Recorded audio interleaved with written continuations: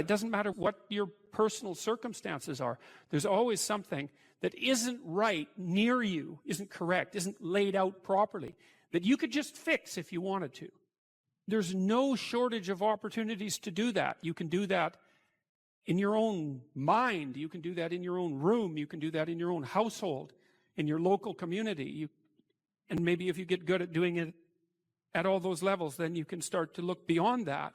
If you adopt an attitude that the role that you should play is to make things better wherever you are, however you can, that what would actually happen would be that things would get better wherever you are. The world shifts itself around your aim, because you're a creature that has an aim. You have to have an aim in order to do something. You're an aiming creature. You look at a point and you move towards it. It's built right into you. So that sets up the world around you. It organizes all of your perceptions. It organizes what you see and you don't see. It organizes your emotions and your motivations. So you organize yourself around that aim. And then what happens is the day manifests itself as a set of challenges and problems. And if you solve them properly, then you stay on the pathway towards that aim.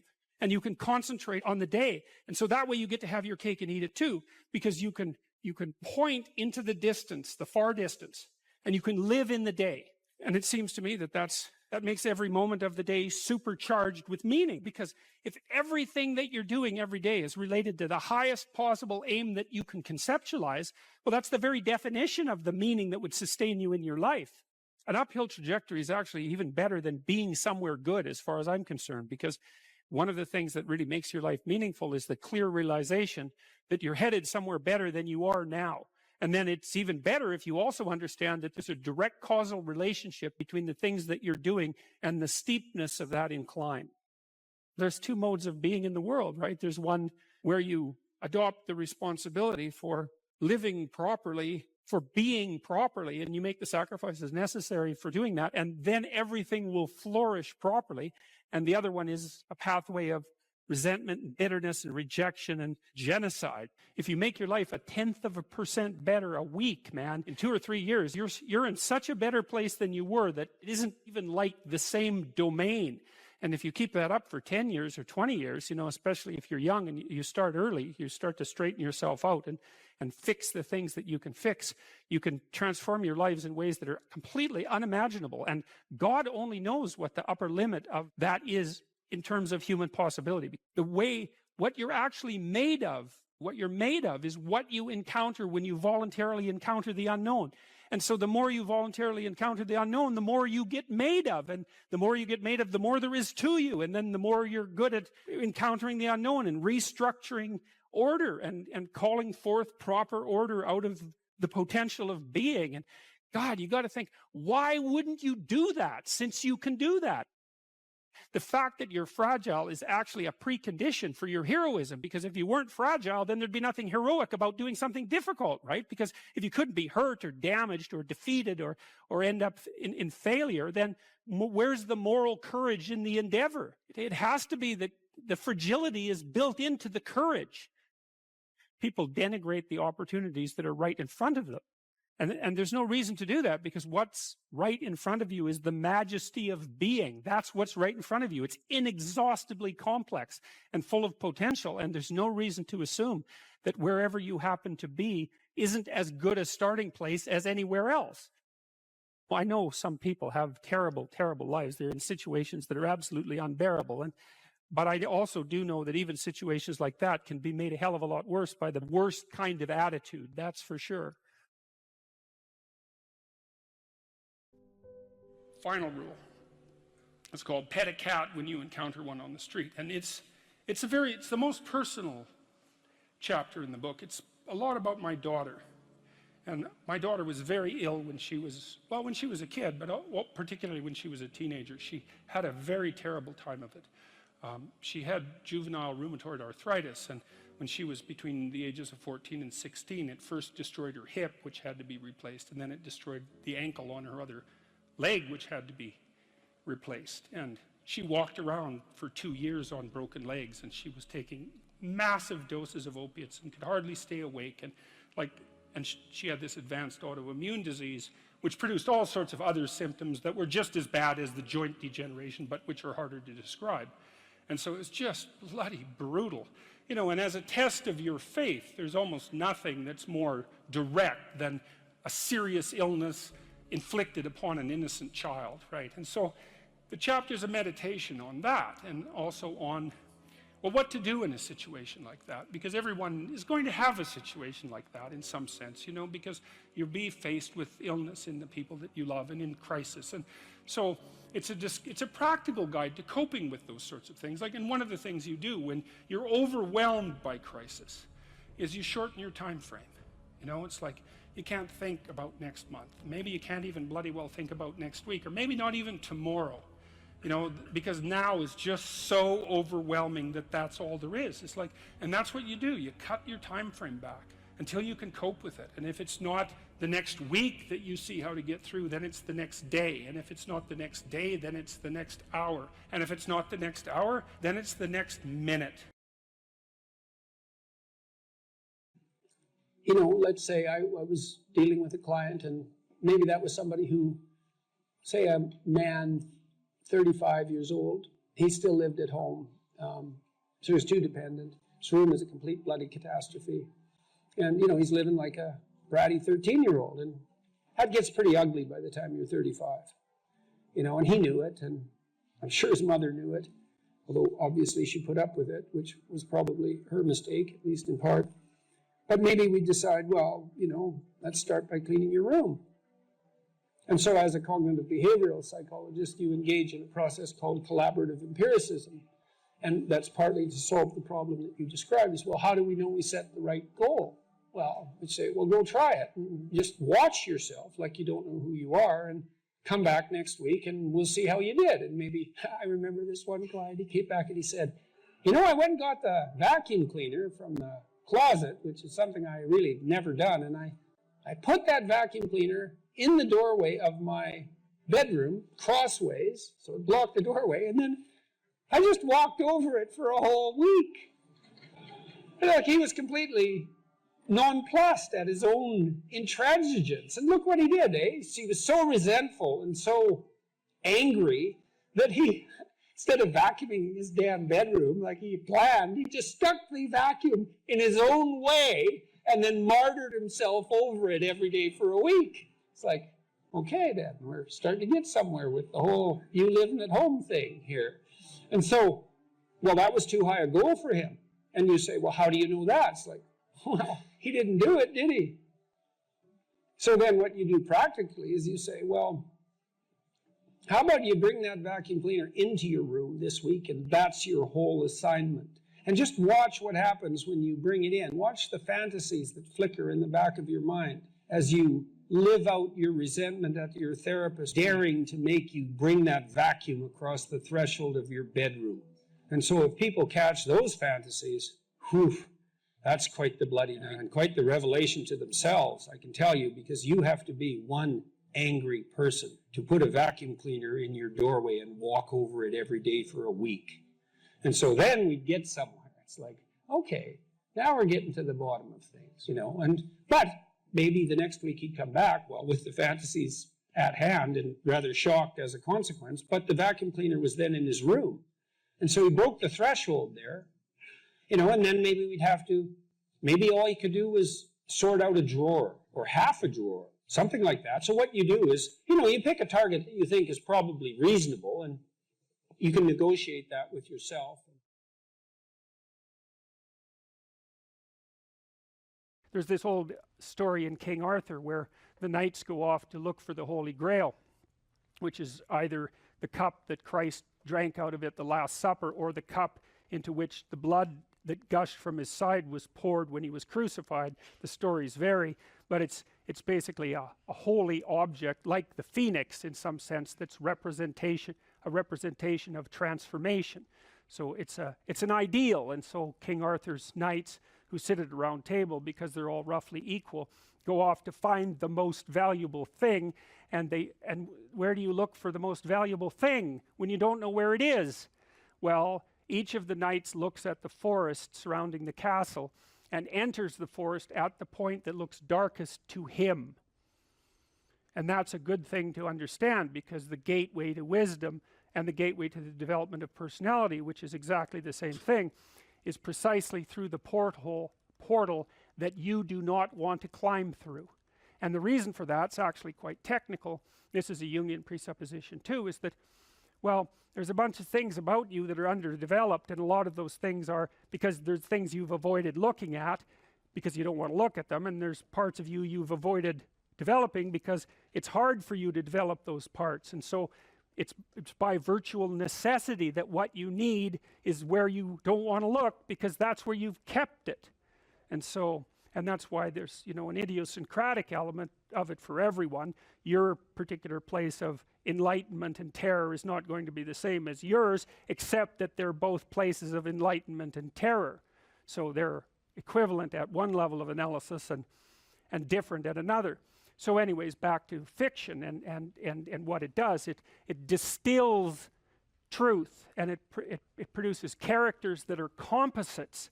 And the more they become composites, the more they approximate a mythological character.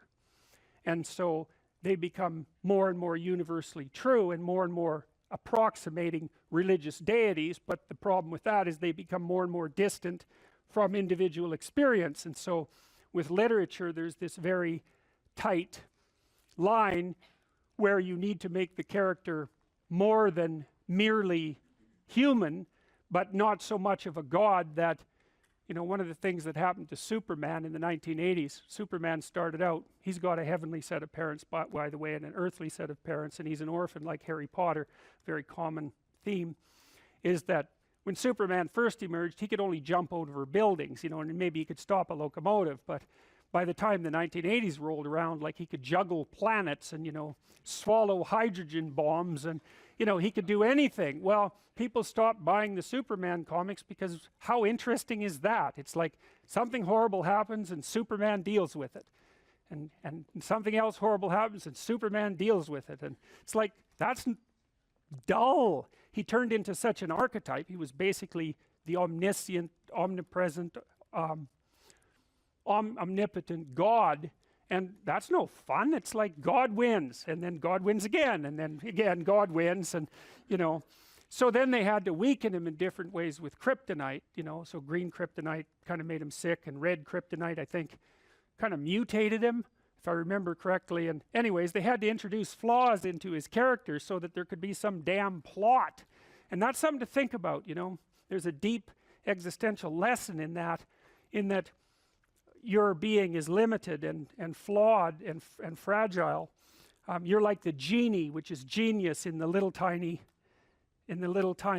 lamp, you know, this immense potential, but constrained in this tiny little living space, as Robin Williams said when he played the genie in Aladdin.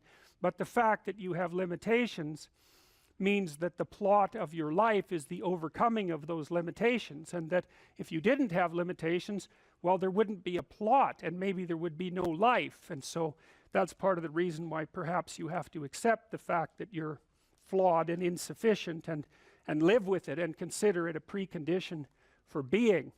It's at least a reasonable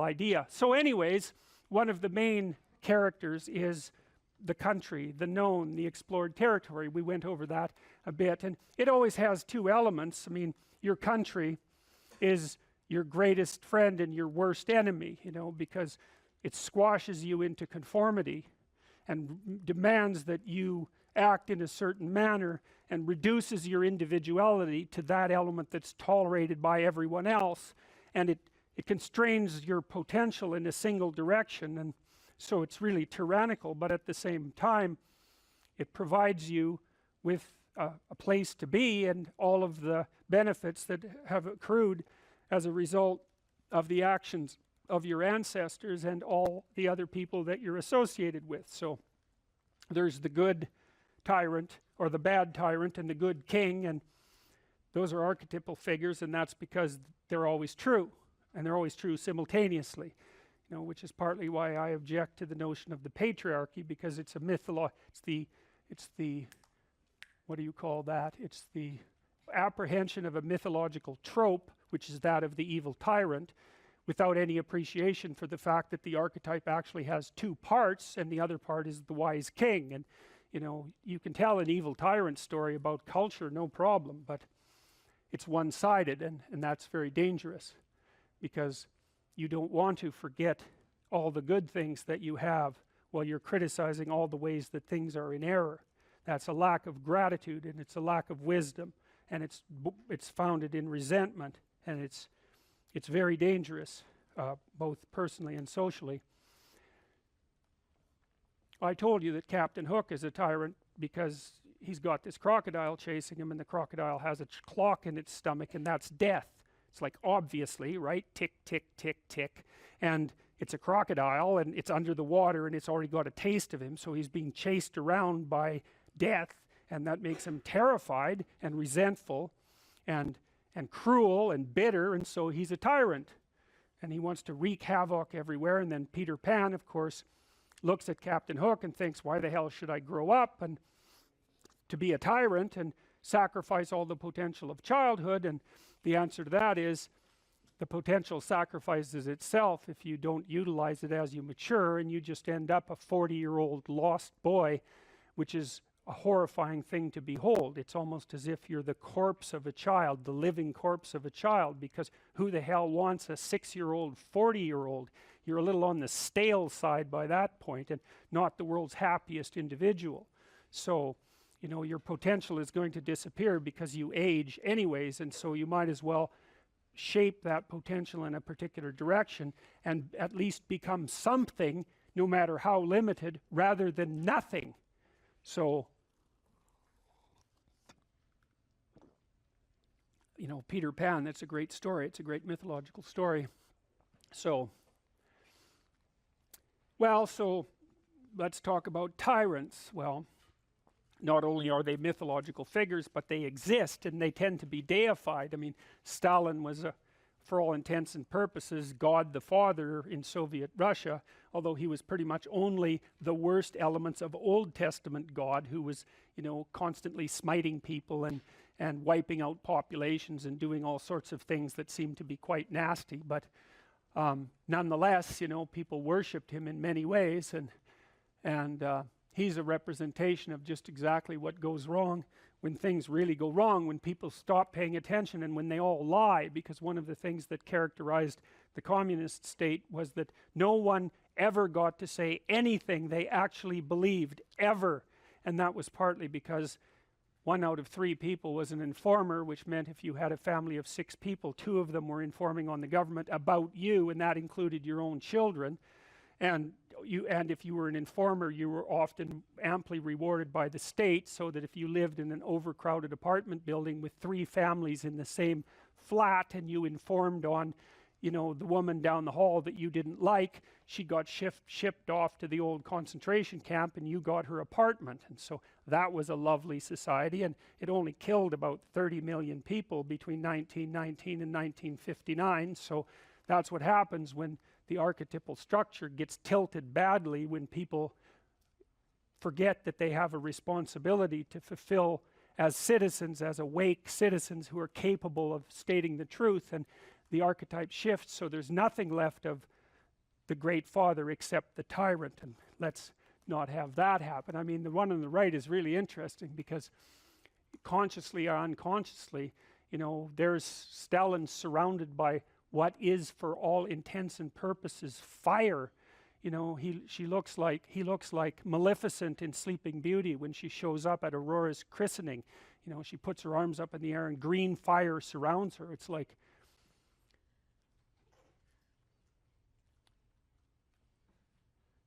he's surrounded by fire, and there's Lenin above him, who's like king of the fiery realm, and that's for sure. So I mean, all the terrors that happened in the Soviet Union didn't start under Stalin, they started under Lenin, and Stalin was definitely Lenin's legitimate son, let's put it that way. The Greeks had the maxim, know thyself. How do we come to know ourselves in terms of our personalities and, more importantly, potential? Well, one of the first ways to come to know yourself is to understand that you don't. You can learn to kind of watch yourself like you're watching a stranger. You have to adopt a position is a position of radical humility, I would say. Humility in two senses. So one sense would be the humility of recognizing your ignorance. So you have to understand that you don't know who you are. That's not easy to understand because you think you know. But then, you remember you can't control yourself very well. You're not very disciplined. You're full of flaws. Maybe you don't know yourself as well as you think, but it's hard to get low enough to understand how deeply it is the case that you are ignorant about who you are. Now, there's an upside to that too, which also is that you're also ignorant about who you could be. And so the discovery of that, is some reward for the horror of determining who you actually are. And then I would say, well, then you watch yourself. You watch yourself like you're watching a stranger. You watch what you say and you listen. And you think, well, what sort of person would say that? And how am I reacting emotionally when I'm communicating in that manner? Is that making me feel stronger or weaker? Is it filling me with shame? Is it helping my confidence? Am I laying out a lie? Am I deceiving myself and other people? Am I adopting this personality at parties that is designed to impress and to amuse, and it comes across as nothing but self-centered narcissism? What are my dark fantasies? What are my aggressive fantasies? What is it that I'm willing to do? What am I interested in so that I'll spontaneously pursue it? What do I procrastinate about and why? What am I unwilling to do? What do I think is good? What do I congratulate myself for accomplishing? And what do I berate myself for failing to confront and to implement? Those are all incredibly complicated questions, and you don't know the answers to them. So that's a start. And then in terms of potential, well, you'll discover a little bit more about your potential as you discover who you are, especially the darker parts of yourself, because then you discover your potential for mayhem. There's some real utility in that. It's actually something that strengthens you, because the first thing that a realization like that can in fact produce is the ambition to incorporate that dangerousness into a higher order personality. And that can make you implacable. That can make you someone who can say no when you need to say no. That can make you someone who won't avoid necessary conflict. And so that's unbelievably useful. And so that's one of the potentials that you might discover. The other thing you do to discover your potential is you challenge yourself. It's like Rule 4 in my book, 12 Rules for Life, is compare yourself to who you were yesterday and not to who someone else is today. And that's kind of a good way to start this. It's like, take a bit of a look at yourself and think about what's not so good that you could improve, that you should improve by your own standards, and that you would improve, and set yourself a little goal. Maybe you're not studying at all at your university. Or maybe you're at work and you've got this stack of paper there, and you haven't looked at that damn stack for like a month, and you know that you should be. And you're bothering yourself at night because you're avoiding that. You think, well, I've avoided that stack of paper completely for 1 month. I'm quite a coward when it comes to whatever snakes might be hidden in that stack of paper. How about tomorrow I just put that stack of paper in front of me on my desk and I glance through it for 15 seconds. See if I can do that. It's like, well, you set yourself a goal of improvement. It's a humble goal, because really, are you such a coward that the best that you can bloody well manage after a month of avoidance is 15 seconds of exposure to a stack of paper? It could easily be. You've been avoiding it. You're obviously afraid of it. And so the situation could be that dismal and dire. And you might think, well, geez, it's no balm to my ego. It's not fostering the strength of my ego to recognize in myself someone who could only withstand 15 seconds of exposure to that thing I'm afraid of. And so that's a form of humility too. It's like there's things you could do to improve, and you know what they are. And there's small steps that you could take, that you might take, that would put you in that direction. And then the question is, are you big enough to take those small steps? Are you capable of grappling with the fact that you're fundamentally flawed to the point where you have to break things down into almost childlike steps in order to manage them? And the answer to that is, yeah, you are. And that's the lot of I don't know if it's the lot of everyone. Most people have things they avoid, and they're afraid of. So I would say to some degree, it's the lot of everyone. People vary in the degree to which they've conquered that. And you do meet people from time to time who are extraordinarily disciplined. But most of the time, they've got disciplined in exactly this manner. It's through slow incremental improvement. And then you challenge yourself. It's like, well, could I do this? That would be better. And you find out. And then you think, well, is there something slightly larger and more challenging that I could do that would be better? And you try it and you find out. And as you try it and you find out, generally you get better at it and you can take on larger and larger challenges. You take responsibility for yourself. That's part of standing up straight with your shoulders back. It's like, take on the world, man, but only at the level that you can manage. When you're ignorant and biased and deeply flawed and immature, it's where everyone starts. You don't want to bite off more than you can chew, but it doesn't mean that you can't wrestle with part of reality. Some part that's small enough so that you have a good shot at victory.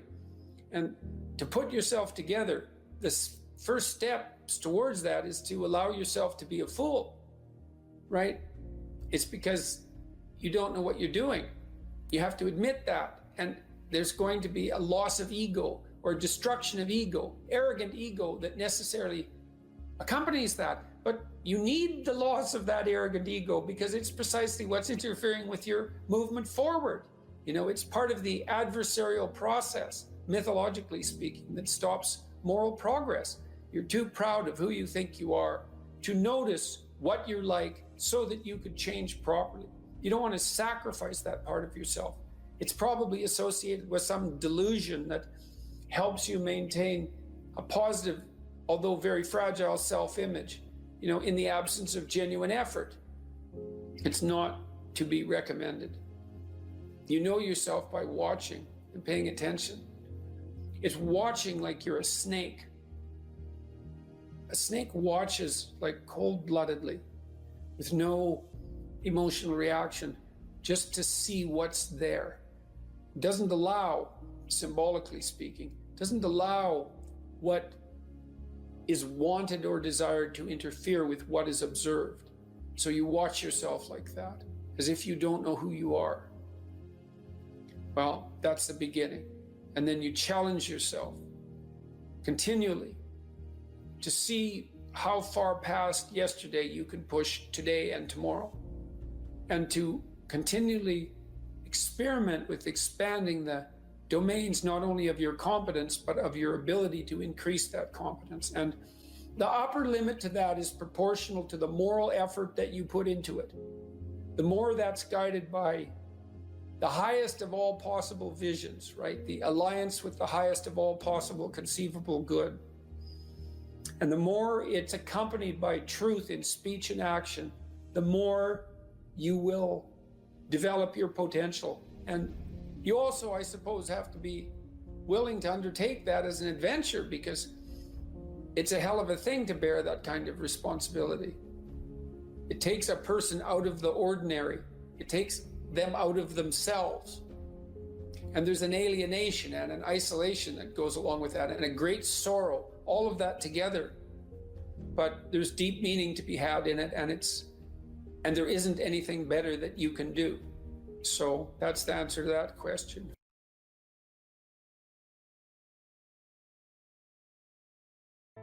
Here's some items, so you guys can do a quick big five on yourselves.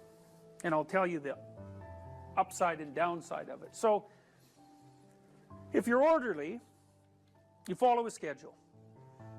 How many of you follow a schedule? Okay. And how many of you don't? Okay, so one thing I would recommend is that you do. And I'll tell you why. Like, intelligence is a very good predictor of academic performance. And there's not a lot you can do about your intelligence. I mean, you can squander it, but it's very difficult to improve it. Conscientiousness, well, it's a trait too, so it's hard to work on, but we know that conscientious people get better grades, and it's reliable, and it's a powerful effect. And so, if your time use is organized, then the probability that you're going to be successful is very high. So one of the things you might think about is make friends with a calendar, like Google Calendar or something like that. And I can tell you some tricks about that, because really it is important. Like, and I'm not kidding around about this. If you're low in conscientiousness, it's really going to trip you up as you walk through life. There's not very many advantages to it that I've been able to see. And I'm not assuming that just because you don't follow a schedule, you're low in conscientiousness, but it is one of the items that mark it. The advantage I've seen so far to being unconscientious is that if you become unemployed, it doesn't bother you as much. And I mean, that actually turns out to matter in some situations. So like, you know, if a big company has to shed 50% of its employees, it's the conscientious people are going to suffer themselves to death for it. And the unconscientious people, they're not going to care anyways, because they weren't working anyway. So it doesn't matter if they have a job or not. So here's one way of thinking about making use of a schedule. Often people are afraid of schedules because they think of them as a trap. You know, you make a schedule and it's like this little prison that you have to live inside, and you know, and all you're doing in your schedule is putting down things you have to do or should do, and so, you know, there's not a lot of fun in that. And so not only is it a trap or a prison, but it's kind of an unpleasant one. But a way to work with a schedule in a lot more sophisticated way is to think, well, I'm going to plan the next week, say, because you plan it day by day, but we'll take the week as the unit level of analysis and think, well, I'd like to plan a week I'd like to have. And then your schedule all of a sudden becomes a tool for increasing the quality of your life. And that's a whole different issue, you know, because you might think, what's the emotion that you suffer, assuming you suffer one of these emotions? If you have an essay that's due and you're not doing it, like, would you regard that as a pleasant emotion or unpleasant emotion? Okay, so do you think you can characterize the unpleasantness? Like, what kind of emotion is it? It's guilt, okay. Anything else? Frustration? Yeah, so you're sort of frustrated with yourself. Yeah, you need a slap, right? You think, I need a slap. So, okay, so guilt, anything else? Anxiety? Restlessness? So that's kind of an agitation. Yeah, it's because your body knows you should be doing something, but you know, you're not pointing it in the right direction, so it's shame? Is that reasonable? So, okay, so the reason I was asking you about that is because, you know, most of the negative emotions are associated with neuroticism, but some of them seem to be associated with conscientiousness. And the conscientious negative emotions seem to be guilt and shame, fundamentally. And so recent research, and really recent, I only got this paper like a week ago, I think it's about 4 months old, seem to indicate that conscientious people feel less guilt, but they're more guilt prone. So if they don't do something, that makes them guilty, but they organize their time so they are doing the things they're supposed to do, so then they don't feel guilty. So anyways, back to the schedule. So, all right, you think about your week and you think about your day, and you think, well, how would you improve the quality of a given day or a given week? Well, one of the ways of improving it is to not put yourself into the situation where there are things hanging over your head that you have to feel guilty and ashamed about, because that's a very unpleasant way of being. And, you know, if you have an essay that's due in a week and you're procrastinating, then the fact that you have to do that essay can ruin the whole week. And even when you're doing something that's positive, hypothetically, it's kind of that horrible kind of positive that you experience when you know that you should be doing something else. And so that's when you end up watching YouTube videos about like dancing cats or something like that. You know, and it's at best it's a guilty pleasure. It's not a pleasure at all. You think, like, what the hell am I doing watching videos of dancing cats, you know? But then you know that you're procrastinating, and that's low quality, very low quality existence. So if you use your schedule, you can think, okay, well, here's some times that I'm going to do this work. And then you can also sort of ask yourself about that when you're designing your schedule. Because you don't want to design a schedule like you're Adolf Hitler telling yourself what to do, you know, because you're not going to comply with it then. What you have to do if you're going to design a schedule is you have to ask yourself, all right, I'm going to set aside some time to study over the next week or to do this essay or whatever it is. How much time would I actually spend studying? An hour or two a day might be a worthwhile thing to schedule in, and I would say don't schedule in more than that to begin with, because then you'll fail and then you'll stop using the schedule. And so the other thing you want to do is you want to schedule in things that you want to do. And then you want to look at the day or the week and you want to think, hey, that's a week I'd like to have. If I had a week like that, it would be good. You know, I'd be caught up so that all that negative emotion doesn't have to accrue. And I would have done a bunch of things that I'm interested in doing, and at the end of the week I'd be in better shape than I was at the beginning. And if you treat a schedule like that, so that what you're using it is to design the days and weeks that you want to have, instead of using it as this little, you know, jail that you have to put yourself in that you're not going to do anyways, then you can learn to use them. And that's one thing you can do to make yourself more industrious, more conscientious. Follow a schedule. I've told people to learn to use a schedule, and people often hate schedules because they act as their own tyrants, right? They say, well, you have to do this unpleasant thing, and then here's another unpleasant thing you have to do, and then you have to do this unpleasant thing, and you do that for about 3 days, and you think, to hell with this, I'm not doing that, you know, and you fall off the wagon. That isn't what you're supposed to do with a schedule. You're supposed to use it to design the days that you would like to have if you were taking care of yourself. And so some of that is, you know, you wake up in the morning and you think, here's 5 things I have to do that if I don't do, my life will be worse. It's like paying bills, for example, or taking out the garbage. It's like you have to do those because otherwise things degenerate.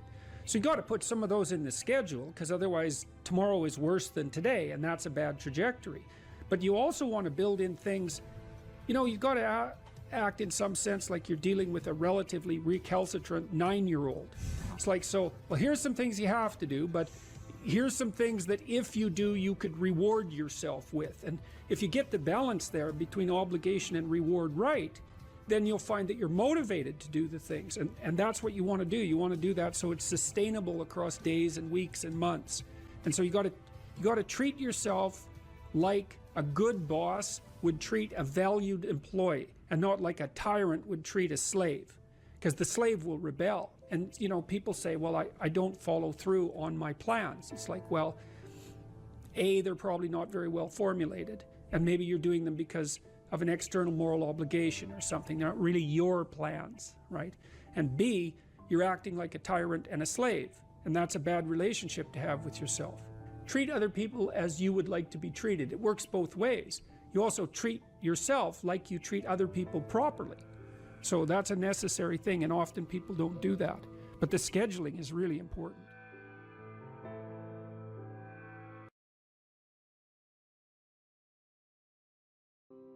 Well, one of the things that I think can be really useful, and this is also a skill that will serve you well for the rest of your life, is to start using a schedule, like a Gmail calendar, and schedule in studying time, for example.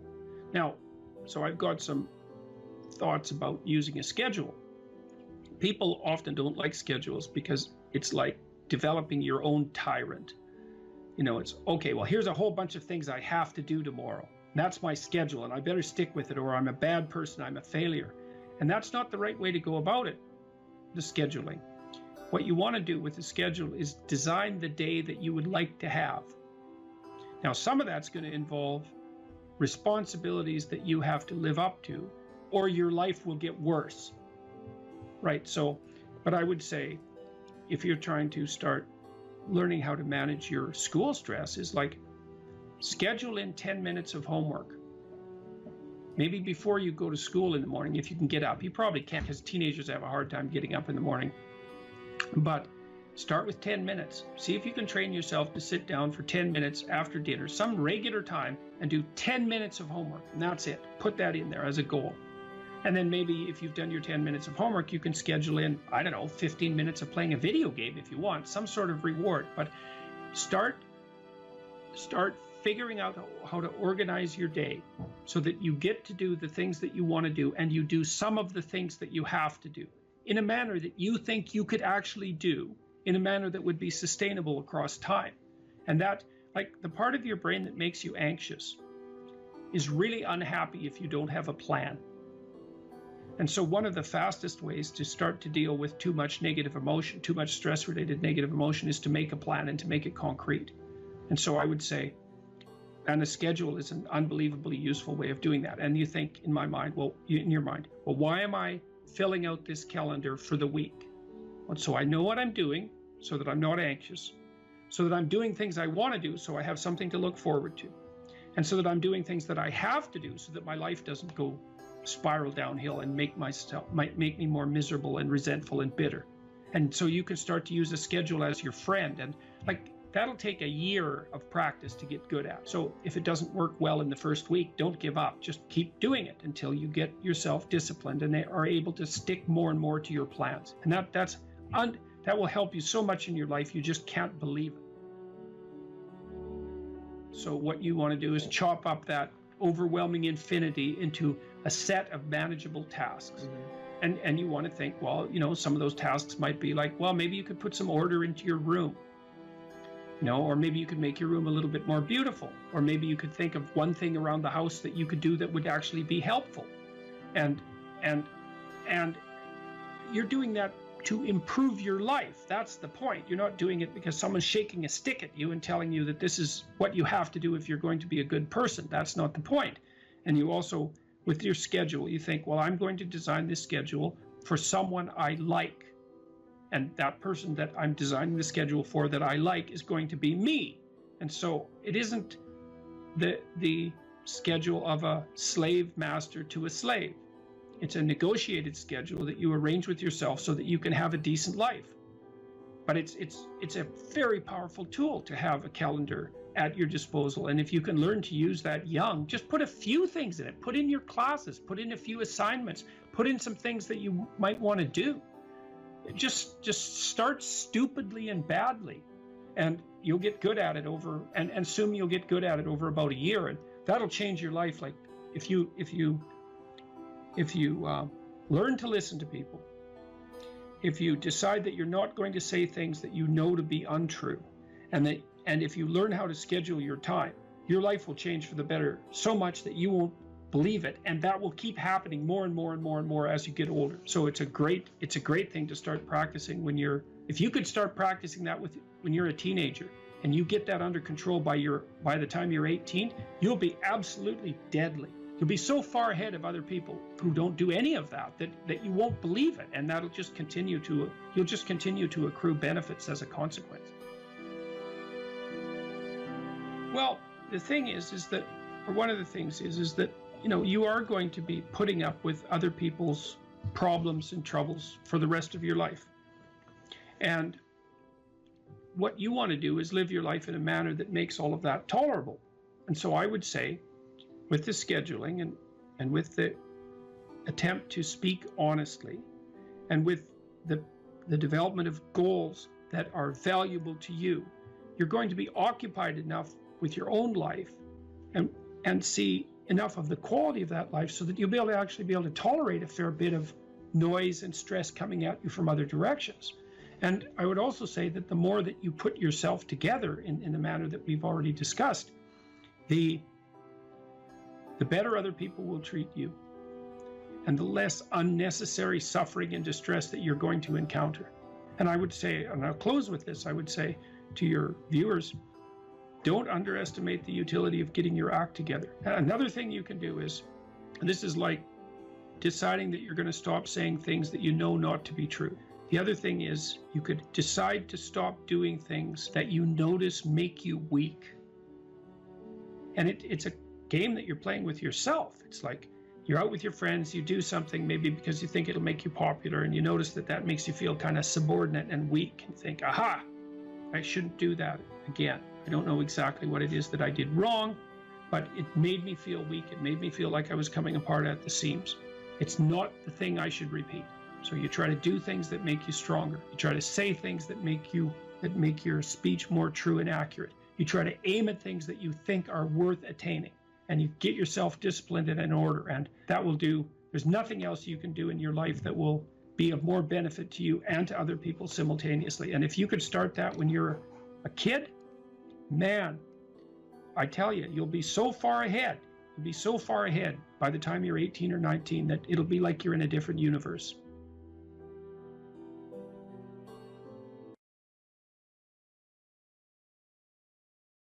And it's also very much worth thinking about with regards to setting up your life in general.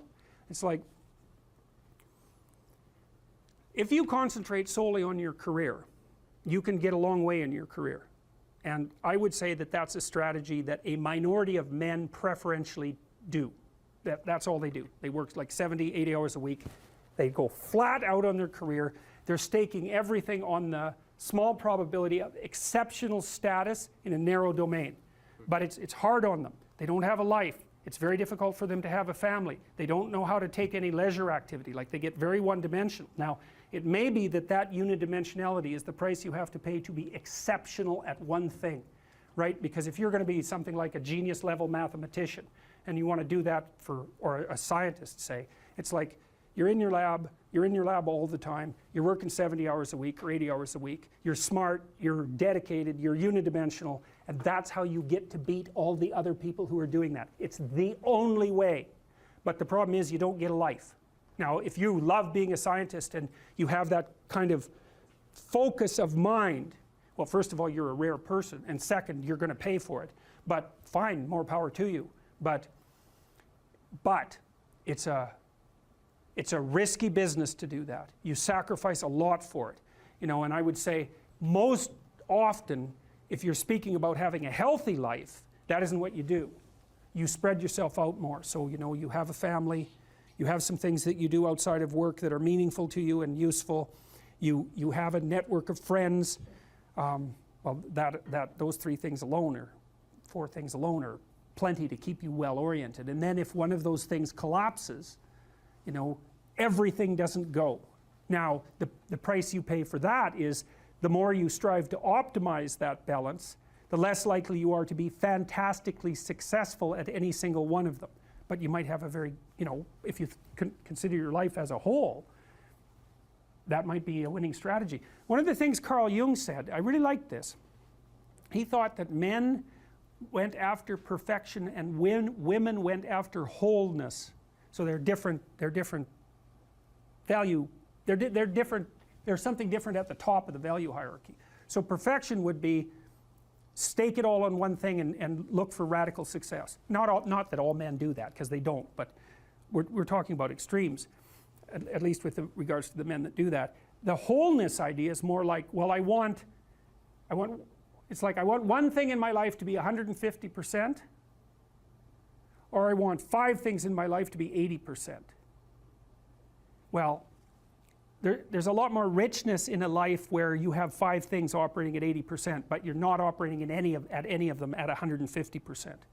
So, and I really believe this because I've watched men and women go through their careers now for a long period of time, and one of the things that, there's lots of things that produce this, but one of the things that I've noticed is that mostly women in their 30s bail out of unidimensional careers.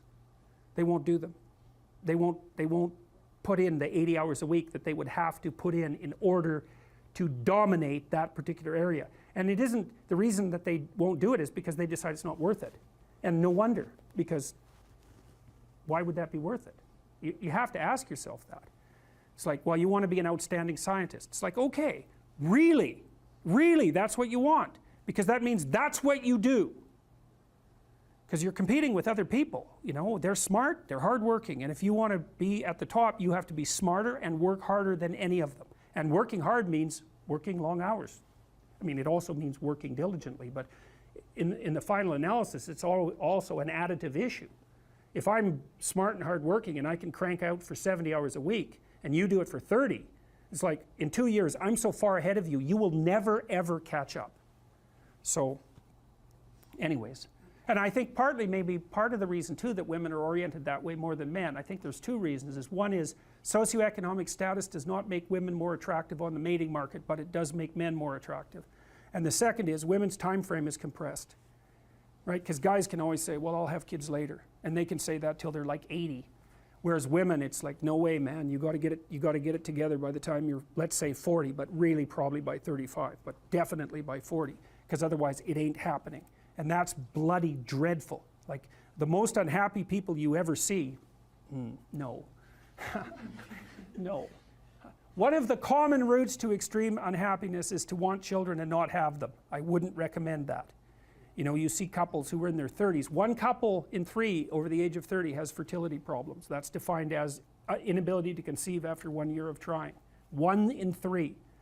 So it's worth thinking about, because people are very, very unhappy if they want to have kids and then they can't. Man, you're in the medical mill for 10 years if that's what happens to you. If you're hungry, it's not a deterministic drive.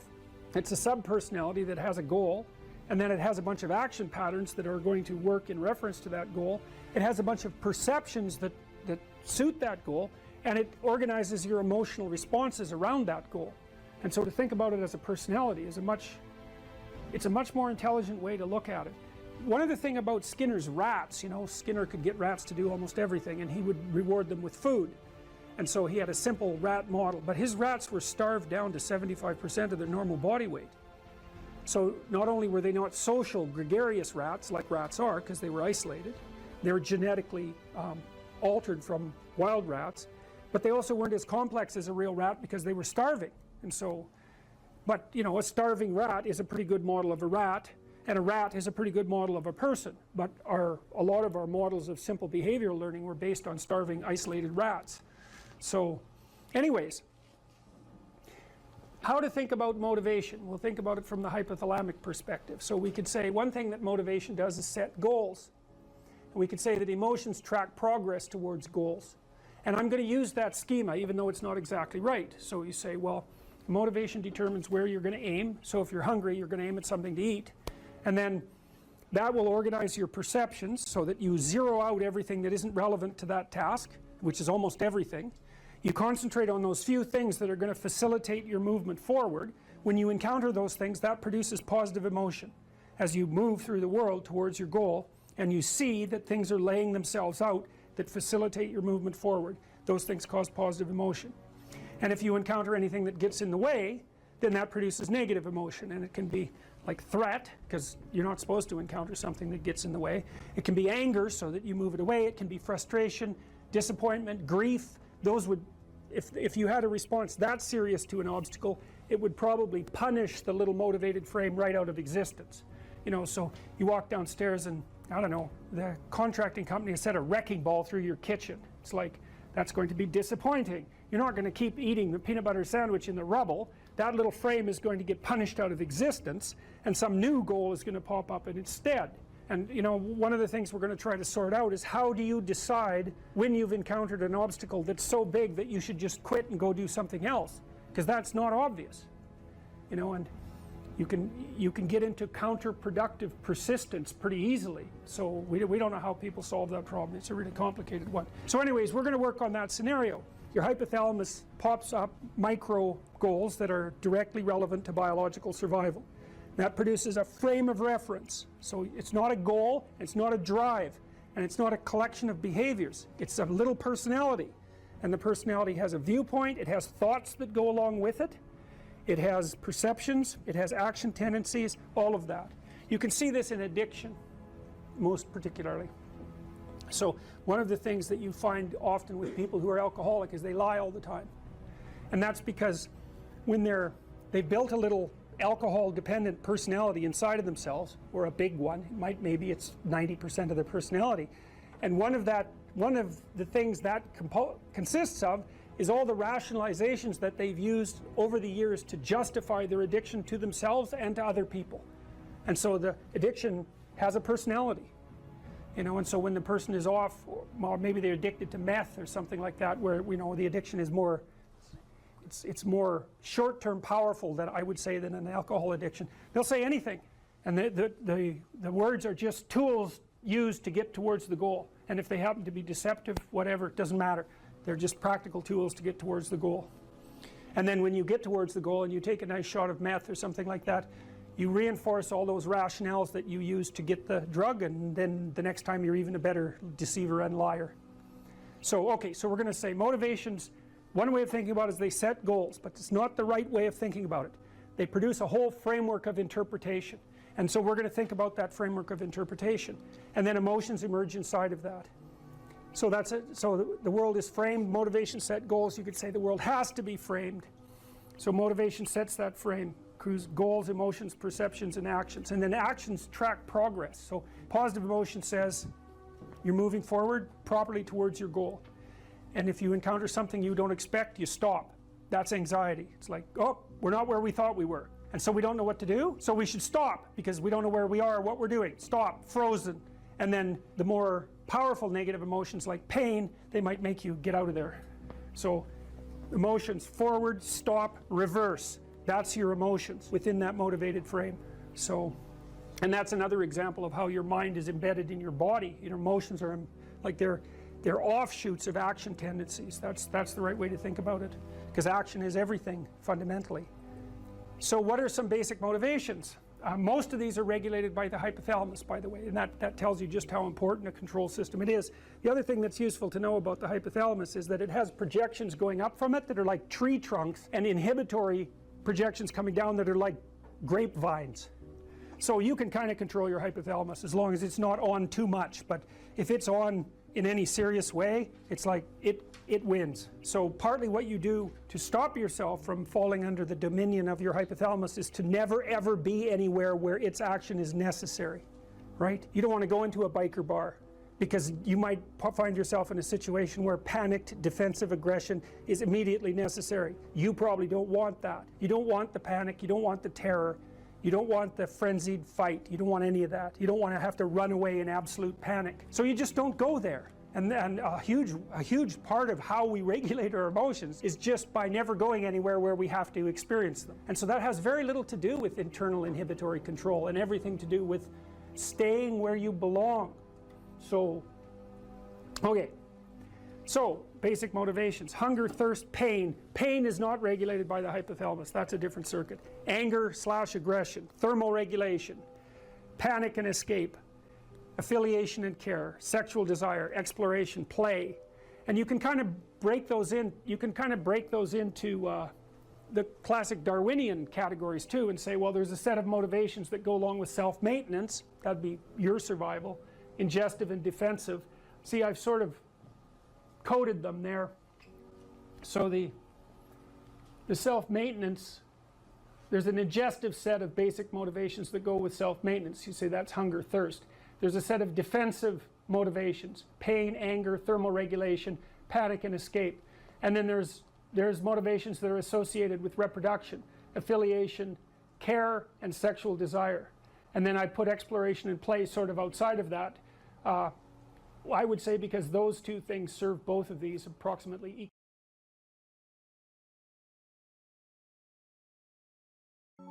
Make a damn schedule and stick to it. Okay, so what's the rule with the schedule? It's not a bloody prison. That's the first thing that people do wrong. They say, well, I don't like to follow a schedule. It's like, well, what kind of schedule are you setting up? Well, I have to do this, then I have to do this, then I have to do this, you know, and then I just go play video games, because who wants to do all these things that I have to do? It's like, wrong. Set the damn schedule up so that you have the day you want. That's the trick. It's like, okay, I've got tomorrow. If I was going to set it up so it was the best possible day I could have, practically speaking, what would it look like? Well, then you schedule that, and obviously there's a bit of responsibility that's going to go along with that, because if you have any sense, one of the things that you're going to insist upon is that at the end of the day, you're not in worse shape than you were than at the beginning of the day, right? Because that's a stupid day. If you have a bunch of those in a row, you just dig yourself a hole and then you bury yourself in it. It's like, sorry, that's just not a good strategy. It's a bad strategy. So maybe 20% of your day has to be responsibility and obligation, or maybe it's more than that, depending on how far behind you are. But even that, you can ask yourself, okay, well, I've got these responsibilities. I have to schedule the damn things in. What's the right ratio of responsibility to reward?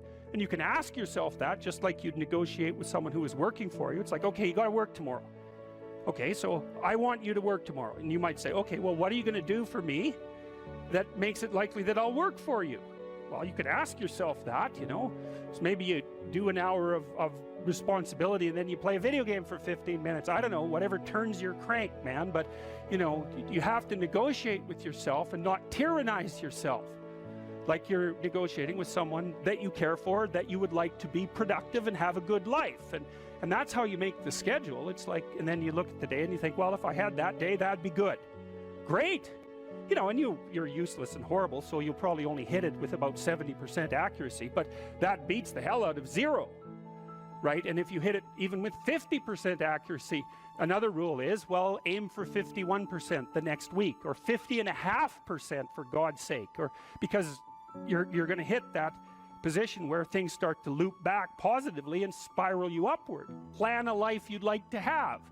And you do that partly by referring to social norms. That's more or less rescuing your father from the belly of the whale. But the other way you do that is by having a little conversation with yourself about, as if you don't really know who you are, because you know what you're like. You won't do what you're told. You won't do what you tell yourself to do.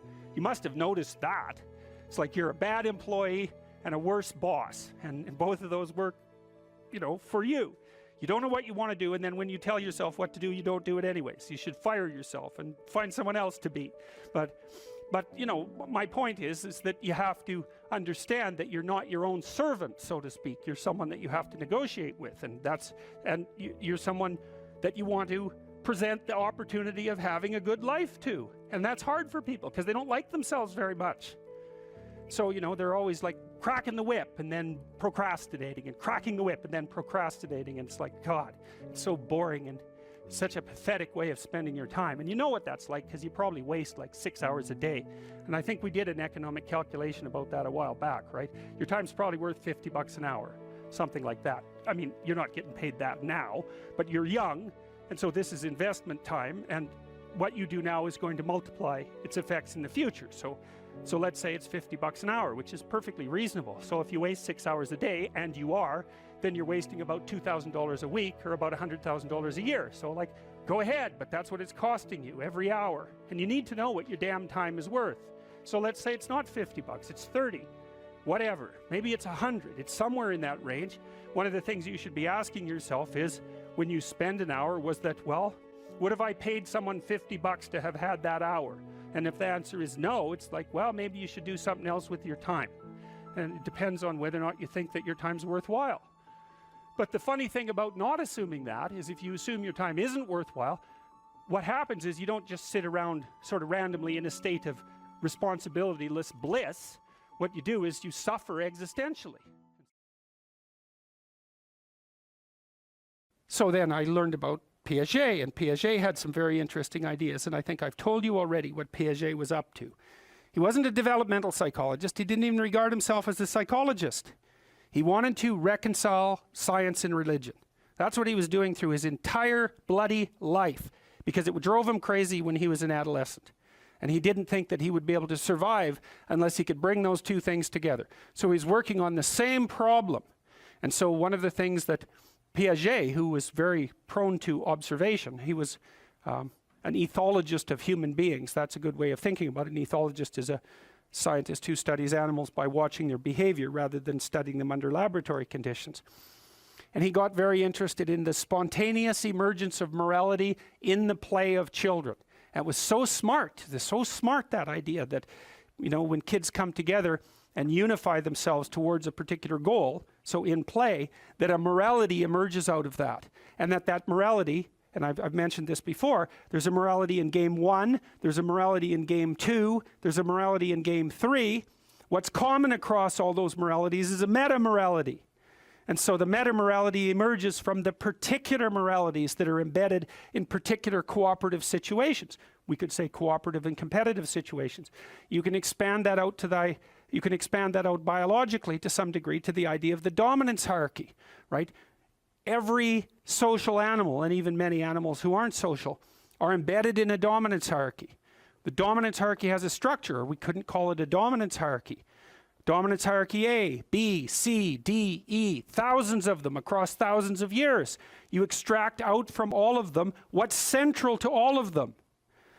That's the pyramid of value. What question do you need answered about the pyramid of value? What's at the top? Because that's the ideal. That's the eye at the top of the pyramid, or the golden Buddha in the lotus. It's the same thing. It's the same thing as the crucifix, paradoxically enough. And it has to do with something like the voluntary acceptance and therefore transcendence of suffering. It's something like that. These are not arbitrary ideas. They're deeply, that's my case anyways, they're deeply, deeply, deeply rooted in biology and culture. They're as deeply rooted in biology as the dominance hierarchy is rooted in biology. And we already know the answer to that. The dominance hierarchy has been around for 350 million years. It's a long time. You don't get to just brush that off and say, well, morality is some sort of second order cognitive problem. It's like, no, it's not. I mean, I can tell you something about its instantiation in your nervous system. You have a counter at the bottom of your brain that keeps track of where you are in terms of your status. And it bloody well regulates the sensitivity of your emotions. So if you're at the bottom of the hierarchy, barely clinging on to the world, everything overwhelms you. And that's because you're damn near dead. And so everything should overwhelm you. You've got no extra resources. Any more threat, you're sunk. So you become extremely sensitive to negative emotion and maybe also impulsive, so that you grab while the grabbing's good. And if you're nearer the top in the dominance hierarchy and your counter tells you that, then your serotonin levels go up, you're less sensitive to negative emotion, you're less impulsive, you live longer, like everything works in your favor. Your immune system functions better, and you're oriented at least to some degree towards the medium and long-term future. And you can afford that because all hell isn't breaking loose around you all the time. And so then the question is there a way of being that increases the probability that you're going to move up dominance hierarchies? Well, that doesn't seem to be a particularly provocative proposition, unless you think that it's completely arbitrary and random, and that you can think that if you want, but I don't think there's any evidence for that whatsoever. I mean, we certainly have, even for sexual selection, we impose criteria. They're not random and arbitrary. So, okay, so back to Jung. So what was Jung trying to do? Well, he was trying to see, Jung believed that once we had stopped populating the cosmos with gods, that they went inside. That's a good way of thinking. Well, think about it this way. You know, an archaic person looks at the sky and uses his imagination to populate the sky. What's the sky? Well, it's the constellations. It's the domain of the gods. Well, why? Well, because the gods are what are out there beyond your understanding. Well, that's what you see when you look up at the sky. So you populate the night sky with figures of your imagination. So the gods are the things that you broadcast out of your imagination and see spread over the world. It's like the contents of your unconscious are manifesting themselves when you encounter the unknown. It's exactly what it is. That's exactly how else could it be, right? You're projecting your fantasy onto what you don't understand. That's how you start to cope with what you don't understand. You populate the unknown with deities. Where did they come from? They came from your imagination. Well, what happens when you take them out of the world? Do they disappear? No. They just go back into your imagination. So that's where Jung dug down to find them. That's the same motif as rescuing your dead father or rescuing your father from the belly of the whale. It's the same idea, is that the corpses of the gods inhabit your imagination. So where do you go if you need to revivify them? You go into your imagination. And that's exactly what Jung did. And I mean, this is no secret. If you read Jung, he tells you that's what he did. He tells you that's why he did it. It's not an interpretation on my part. Well, so then the question is, what's down there? Is it just mess and catastrophe? Or is there something in it that's patterned? Well, Jung's proposition was that you rediscover the great archetypes that guide human being by investigating the structure of your imagination. When he thought about the imagination, in some sense, at least in part, as a manifestation of your biology. Well, yes. What else would it be? You know, and I told you that story about my nephew, I believe, right? About him running around as a knight and then going off to have a combat with the dwarves and the dragons. It's like, well, where did that come from? Well, partly it came from his culture, right? Because he was a knight, and so obviously that's a cultural construct. But the thing is that his imagination it's this structure that's looking for things to fill itself with, just like your predisposition to language. You have a predisposition to language. What is that? We don't know. What does it do? It looks for things in the world to fill itself with, right? And if you first of all, when you start to learn how to speak, you babble every phoneme. Did you know that? If I was learning to speak an Asian language, there would be phonemes I couldn't pronounce, and vice versa. An infant, all of them, they babble all the phonemes, and then as they start to learn the language, they lose the ability to say a bunch of them and only retain the ones that are relevant to that language. So a baby babbles all possible languages, that's a way of thinking about it, and then loses the ability. So that's you can see there, so you could say, well, you manifest the potential to be possessed by the set of all possible archetypes. It's built into your biology. And then as you're enculturated in your own culture, the set of archetypes that manifest themselves in that culture are the ones that you pull in for your own use. So my nephew's running around like a knight. Well, you know, if he would have been born in the middle of the Amazon, he would have been running around with a bow and, you know, a poisoned arrow and a bow. It's the same thing. It's the same idea. It's just trapped out in different cultural dress. And his little imagination was trying to solve the problem. How do you deal with the unknown? Well, what's the unknown? It's these little devils that keep jumping up on you and biting you, and they come out without end. So just killing them, it's like cutting the head off the Hydra, right? 7 more grow. Well, what the hell good is it to solve one problem when there's just a bunch more problems that are going to come after you? And that's everyone's question. That's the ultimate question of nihilism, right? Why bother solving a problem if all that's going to happen is that 20 more problems are going to come your way? Why not just give up and die? Well, right, it's a good question. It's a good question, right? Is the suffering so intense that the whole game should just be brought to an end? That's another fundamental question of existence. And people who've become truly malevolent answer that question in the affirmative. They say, it's too much, we should destroy it. Now, I wouldn't say they're precisely doing it only for humanitarian reasons, but you have to understand and appreciate the logic. It's not irrational. That's the other thing. It's not irrational to work for the destruction of being. It's not irrational.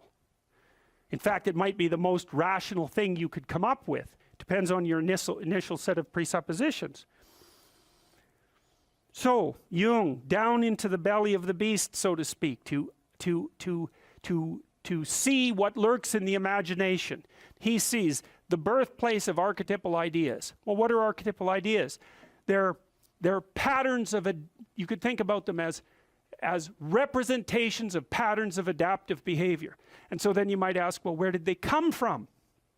Well, that's part of what I've been trying to teach you about. They evolved, as far as I can tell, right? They evolved collectively, is that our society, and this is the dominance hierarchy idea. Dominance hierarchies set themselves up as a matter of course. They're the standard way that animals organize themselves in a territory. Well, okay, human beings are watching those dominance hierarchies since we became self-aware, thinking, what the hell are we up to? What the hell are we up to? And there's a question that lurks in there. What constitutes acceptable power? What constitutes acceptable sovereignty? Who should lead? Who should rule? What should be at the top? Well, we talked about that. The Mesopotamians figured that out. Speech and vision. That's Marduk. Speech, vision, and the willingness to confront the terrible unknown. That's what should rule. Well, what? Is that an arbitrary idea, or is that a great idea? How could it be any other way? Well, that's what human beings are like. And I don't think that you can read the Mesopotamian story and understand the reference, which isn't an easy thing to do, and fail to draw that conclusion. Marduk has eyes all the way around his head. He speaks magic words. He goes off to fight Tiamat, the dragon of chaos. Well, what's that? That's the reptilian predator that lurks in the unknown. Well, is any of that, is there anything about any of that that stands in opposition to what you would presume if you were just analyzing our situation from a purely biological perspective? We're prey animals, we're predators. We've been threatened by reptiles forever. Why wouldn't we use the predator that lurks in the dark forest or the water as a representative of the unknown? Why wouldn't we harness that circuitry? We already have it at hand, and even more to the point, how could we do anything else? It makes perfect sense. Well, so then you might say, well, what would you want to be king? You could say king of the world or king of your own soul. What do you want to subordinate yourself to? How about your heroic willingness to encounter the unknown and articulate it and share that with people? There's no nobler vision than that. And I don't see that it's merely arbitrary. And it's not merely arbitrary too, because if you do that, to the degree that you do that, assuming your society isn't entirely corrupt, you will be successful. It will actually aid you practically. You'll rise up above men. You'll be selected by women. You'll be admirable. You'll be valued. And you know that because if you look at the people that you admire and value, again, unless you've taken a detour into dark places and are possessed with admiration for people who are working for malevolent purposes and for destruction, you just have to watch the people that you admire and try to figure out what's common across them and draw your own conclusions. And you can ask yourself too, when you're torturing yourself with your conscience because you're not doing what you should be and you know it, what is it that you're torturing yourself in relationship to? You have a vision of your own ideal and you torment yourself if you're not matching it. What's the ideal? Well, you don't know, right? It's kind of incoherent and poorly articulated, but that doesn't mean it isn't trying to manifest itself and make itself known to you. It's really the purpose of religious education, is to make that ideal articulated. You said that a harmless man is not a good man. A good man is a very dangerous man who has that under voluntary control. How should people become more dangerous? Oh, becoming more articulate is definitely, I would say, that's the primary array of weapons. So, I mean, physical prowess is something, and it's not nothing, that physical confidence that comes along with that as well. But the same thing replicated at the level of the ability to communicate and to think, that's way broader field of battle and opportunity. So this is one thing that isn't taught well, especially to boys. It's more important to teach it to boys, I would say, because they're more skeptical of the educational enterprise in general, generally speaking, partly because they're less obedient, partly because they're less agreeable. That's particularly true for disagreeable boys. And agreeable boys get higher grades independent of their IQ and their academic achievement, because they're easier to deal with. So what do you tell disagreeable boys? There's nothing that makes you more formidable than verbal competence, than being able to articulate, be able to think, to marshal your arguments, right? It's a battlefield metaphor. Get everything in order, get all your information straight, to marshal your forces. And so, I mean, that's part of the reason that rap artists are so popular, especially among disaffected young men, black and white alike, because they're unbelievably articulate. They have this incredible verbal prowess. It's unbelievably attractive. You know, and it's associated with genuine artistic and redemptive activity, often focusing on something that's approximately the voice of the underclass, let's say, but a powerful voice, right? And it's interesting to see how many young white guys identify with that. Was it Aldous Huxley that wrote Doors of Perception? Yeah. Yeah, so this is kind of an equivalent of that, right? That you have a experience which many people struggle to articulate. You take the best of us, the one that has the most precise, most articulate, erudite language. You drop them in and you say, okay, show us what you've learned.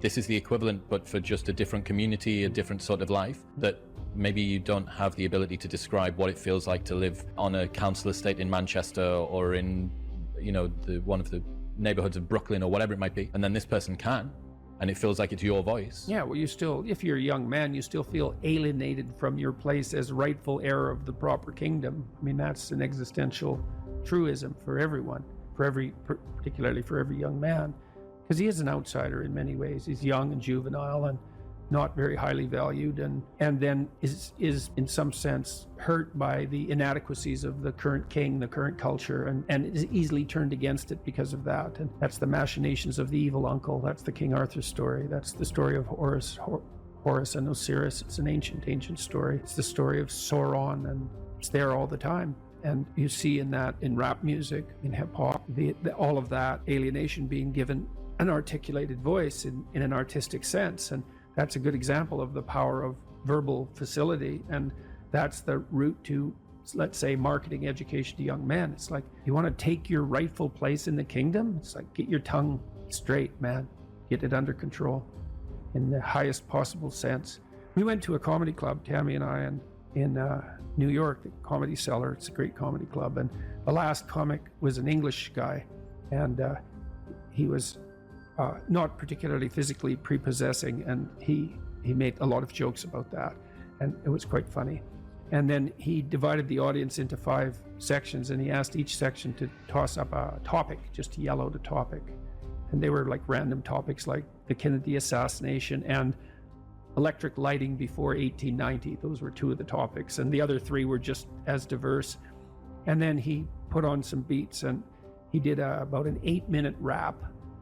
With every verse rhymed, and he tied the whole thing together at the end and ended at the end of the music, all spontaneously. It was unbelievable. And that's Logos, man. That's the redemptive power of the Logos right there. The magic word, the sacred word, just manifesting itself on stage. There's something very impressive. Something about that does feel dangerous as well.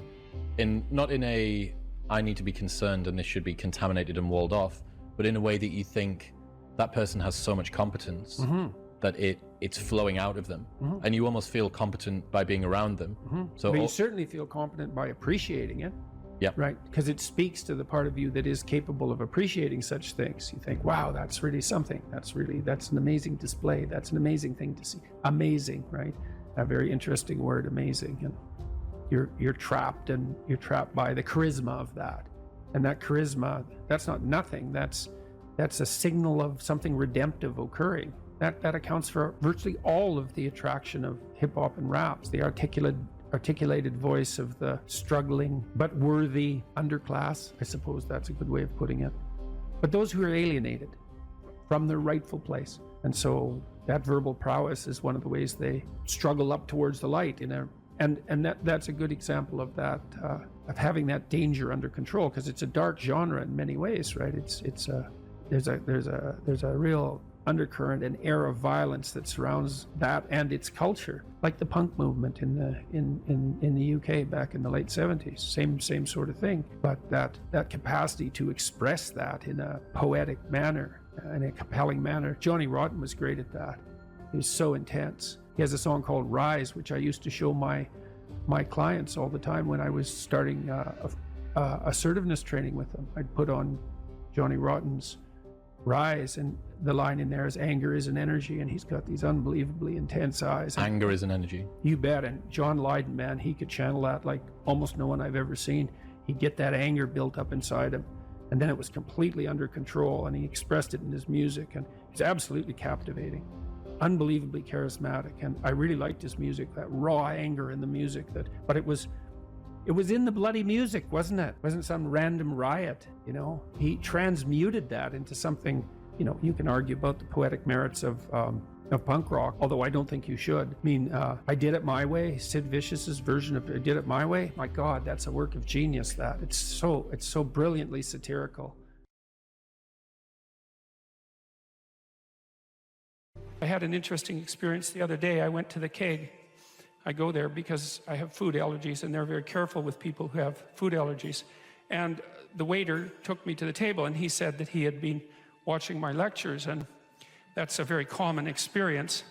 And he was happy about that, and he said that he'd had 2 promotions at the Keg in the last 4 months because he'd been watching my lectures. And I really found that an affecting experience, because, you know, you might say, well, he's working as a waiter at the Keg, and there's nothing particularly heroic about that. And I disagree with that, actually, because I don't care where you're located, you can do a hell of a job, and I mean that literally. You can take whatever job you have and you can make it a real nice little piece of absolute misery. Or you can act like a civilized human being and notice that no matter where you are, there's a richness and a complexity that's completely inexhaustible right at hand. And then you can take that seriously, and you can say, well, I happen to be a waiter at the Keg, and he's a young guy, and perhaps that isn't where I want to end up, but it's not nothing. It's a rich environment, and I can make it a lot better if I want to. I can get along properly with my coworkers and not gossip behind their back, and I can treat my customers properly. And if an opportunity comes my way, I can take it, and I can see what happens. And so he said that's what he'd started doing, and that things were working out much better for him. He was in a much better job than he was 3 months ago. In 3 months, that's nothing, right? I mean, that's a nice trajectory. It's an uphill trajectory, and that's what you want, really. An uphill trajectory is actually even better than being somewhere good, as far as I'm concerned, because one of the things that really makes your life meaningful is the clear realization that you're headed somewhere better than you are now. And then it's even better if you also understand that there's a direct causal relationship between the things that you're doing and the steepness of that incline. And so I get a lot of letters from people like that, and they say, well, you know, I've been listening to these lectures and I decided that I'm going to try to take responsibility for my life, and so I've started to stop doing all the stupid things that I know that are stupid, that I know I shouldn't be doing, and I've started doing some of the things that aren't stupid that I know I should be doing, which seems pretty obvious, really, if you think about it. But obvious though it may be, that isn't necessarily what people do. And then they write and say, you can't believe what difference that makes. And they're thrilled about it. And so I'm thrilled about it when I get letters like that, because I really don't experience anything as better than a letter like that or a message like that, because it's so good to see things that aren't so good replaced by something better. And I really do think it's an open question. I truly believe it's an open question to what degree we could make things better if that's what we actually aimed at doing. Well, there's two modes of being in the world, right? There's one where you adopt the responsibility for living properly, for being properly, and you make the sacrifices necessary for doing that, and then everything will flourish properly. And the other one is a pathway of resentment and bitterness and rejection and murder and genocide, and that just seems exactly right to me. And so if the positive path beckons, if you can actually see what it is, if you can lower yourself enough to see what it is. Carl Jung said once that modern people didn't see God because they didn't look low enough. It's a phrase I really, really like, because people denigrate the opportunities that are right in front of them. And there's no reason to do that, because what's right in front of you is the majesty of being. That's what's right in front of you. It's inexhaustibly complex and full of potential, and there's no reason to assume that wherever you happen to be isn't as good a starting place as anywhere else. Now, you know, I know some people have terrible, terrible lives. They're in situations that are absolutely unbearable. But I also do know that even situations like that can be made a hell of a lot worse by the worst kind of attitude, that's for sure. So anyway, so that's where you are. You're in a damaged structure. You're a damaged structure. You're in a damaged structure. But, you know, at least it's got some walls. You know, you're not being fed to the lions on a regular basis, so that's a good thing. And you can emerge forward heroically to confront the chaos that constantly threatens the structure within which you live, and you can free something as a consequence of that. You can learn something, you can strengthen yourself. That's the other thing, because what you're actually made of, in many ways, what informs you, what you're made of, is what you encounter when you voluntarily encounter the unknown. And so the more you voluntarily encounter the unknown, the more you get made of, and the more you get made of, the more there is to you, and then the more you're good at encountering the unknown and restructuring order and calling forth proper order out of the potential of being. And God, you got to think, why wouldn't you do that, since you can do that? And it's an endless mystery. You know, I think part of it is that people don't aspire to the highest good because they're deeply ashamed of themselves and their weaknesses and their insufficiencies. And that's not the only reason. I mean, there's the desire to avoid responsibility, and there's all the negative motivations as well, like resentment and hatred and the desire to make things worse. I don't want to, you know, give us too much of a break, but it's something like that.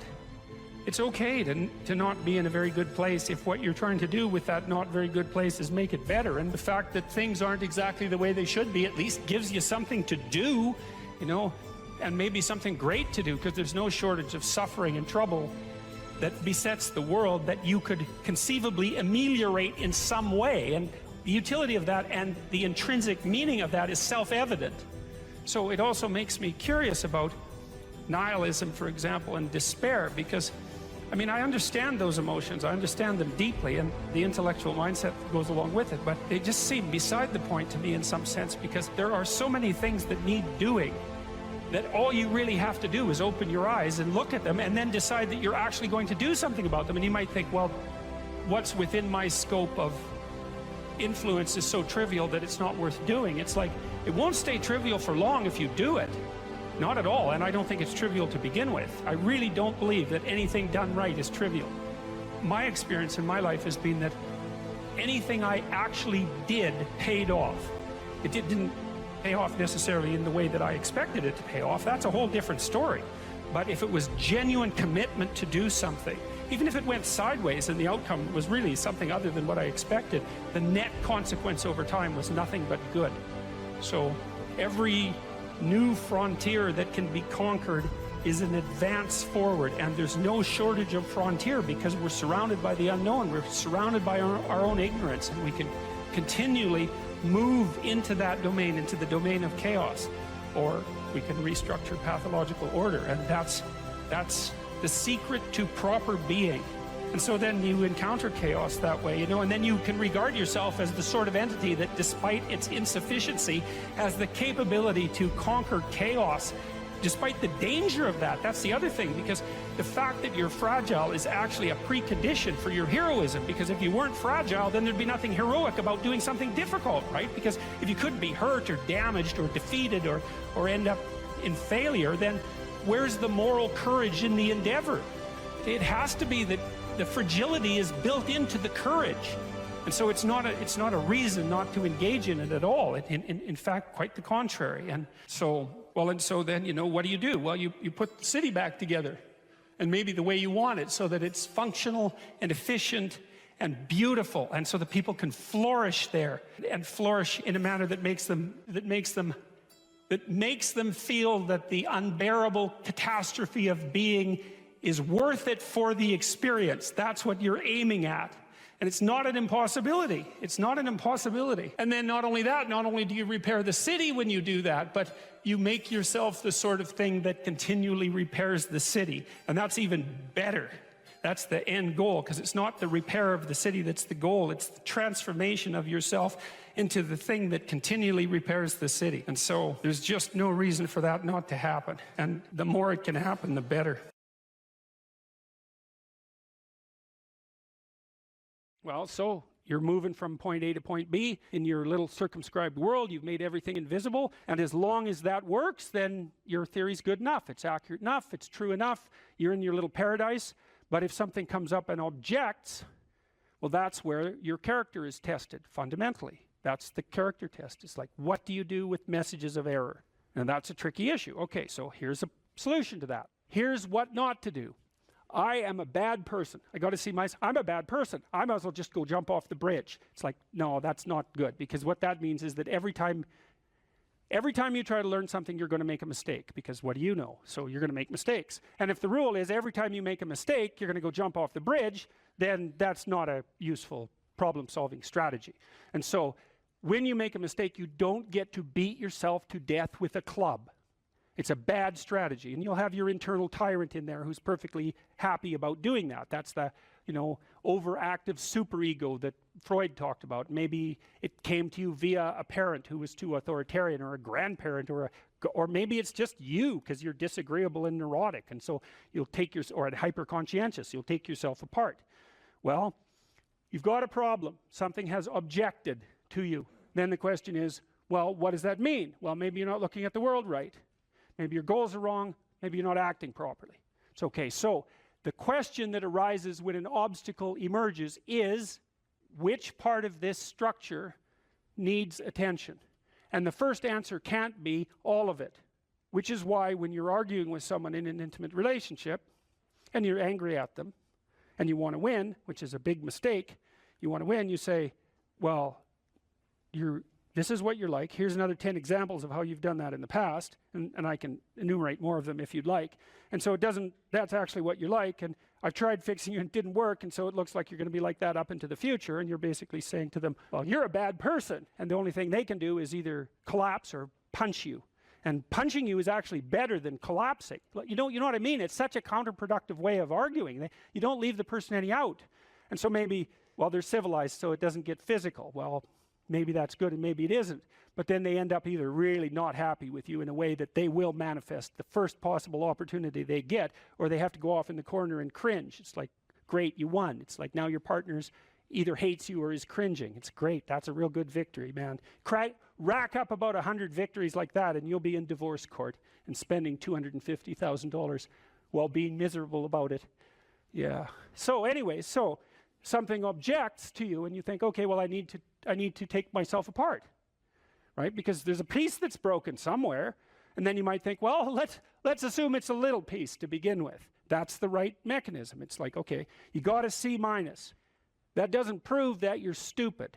And now it implies that you might be stupid, but it doesn't, right, really, it does, and that's why you don't want to look at it. Maybe it implies that you're lazy, or implies that you're ignorant, or like it implies all sorts of terrible. Might imply that you're a bad person even. But you don't want to leap to that, and that's sort of the proclamation of innocence before guilt. Assume that you're the least amount of reprehensible and ignorant possible. And so then you look at the micro routines. It's okay, well, I got a C- in this course. Maybe I should study for that course 15 minutes more a day for the next 3 months. And then you ask yourself, do you think you could do that? No, I'm too useless. Okay, how about 15 minutes every second day? You think you could do that? You put it in your schedule, like 15 minutes every second day in the morning. And that's, well, you think, well, what's wrong with me? Well, I'm not very good at managing my study schedule. That's not quite down here at the behavioral level, but it's pretty close, because what you can take an action. You can open up your schedule and you can say, well, mark 15 minutes aside. Then you can practice doing that. It's pretty low level in the hierarchy. It means, well, you're still not a horrible person. You just got to polish up your work ethic. And so what you want to do is it's like the old adage, you got to stand up for yourself, but you don't want to make unnecessary enemies. That's a really good thing to know. It's like, shut the hell up most of the time, but now and then you don't shut up because it's time to say something. You don't want to make unnecessary enemies, though. Well, you don't want to take yourself apart any more than is absolutely necessary. Start little, and you do that with people around you too. Like if you have a child, and the child does something that isn't right, then you think, okay, minimal necessary intervention. What can we do to decrease the probability that that's going to occur in the future? That's a good thing to know with children. It's also a good thing to know with your partners. You're having an argument with them. It's like, okay, what the hell do you want? What's the minimum thing you can request from them that would satisfy you? And the evil part of your soul is going to be, I want them cringing in a corner. It's like, yeah, get that stuff under control, man. See if you can figure out what that person could offer you that would be minimal that you would accept. And then tell them that. It's like, here's the words I would like you to say in the apology I would like you to formulate, assuming that you think you did something wrong. We have to argue about that because maybe you didn't. But if you did, I want to specify it precisely and narrowly, and I want to give you an escape route. And you might only be able to do it badly because you're still mad. So you apologize half-heartedly. It's like you get a pat on the head for that. Good. Next time it'll be 51%, not half-heartedly. Right? So it's careful training. It's careful training of yourself and other people with the goal in mind, but also with the least amount of harshness possible. And then the other thing to do as well, and this is also true for you, and this is something I learned from studying the behaviorists, is like watch the people around you like a hawk. Whenever they do something that you think is good, you tell them. That's wisdom, man. You'll get so far with that you cannot bloody well believe it, because most people, they're afraid of any number of things, but one of the things they're really afraid of is that now and then they'll creep out of their cynical shell and try to do something good. It's like they're popping out this thing that's unbelievably vulnerable. They'll try to do something good and creep right back into their persona, and they'll look around and see if anyone noticed. And sometimes they'll get punished for it, and then they won't do it again, so don't do that. But then now and then you think, hey, I saw you do this. That was actually pretty good. And they think, wow, someone noticed. It's like, wow. And then they'll think, yeah, I could do that again. And if you want to live with someone for a long period of time, I would say every time they do something that you would like them to do more of, number one, notice. Number two, tell them, right? Because I know you don't want to, because you really want to dominate them. And you don't want them thriving, because then they'd be competition to you, and you wouldn't be able to go complain to your mother about what a miserable partner you have, and you know how delightful that is. So you have to forego all that pleasure if you actually help your person develop. So you got to get over all that. It's really annoying. So you've got this person pegged as, yeah, you're stuck with them, and maybe it's the best you can do, but you got one eye open. And then every time they do something good, you don't want to notice, because if that elevated them a little bit, you wouldn't be able to feel so resentful and miserable and keep your eye open for the next possible affair. And that is what people are like. That is what people are like, and that's what you're like too. That's what people are like. So you got to decide if that's what you want, or you want to help the person that you're with grow. Now it's dangerous, because they might outshine you. Well, good. Then you have someone to compare yourself to. That'd be a good deal. It's really rough with kids, because parents will stop their children from succeeding beyond them. They get jealous, and then they'll put them down, and then they have kids that do not like them, and they'll pay for it.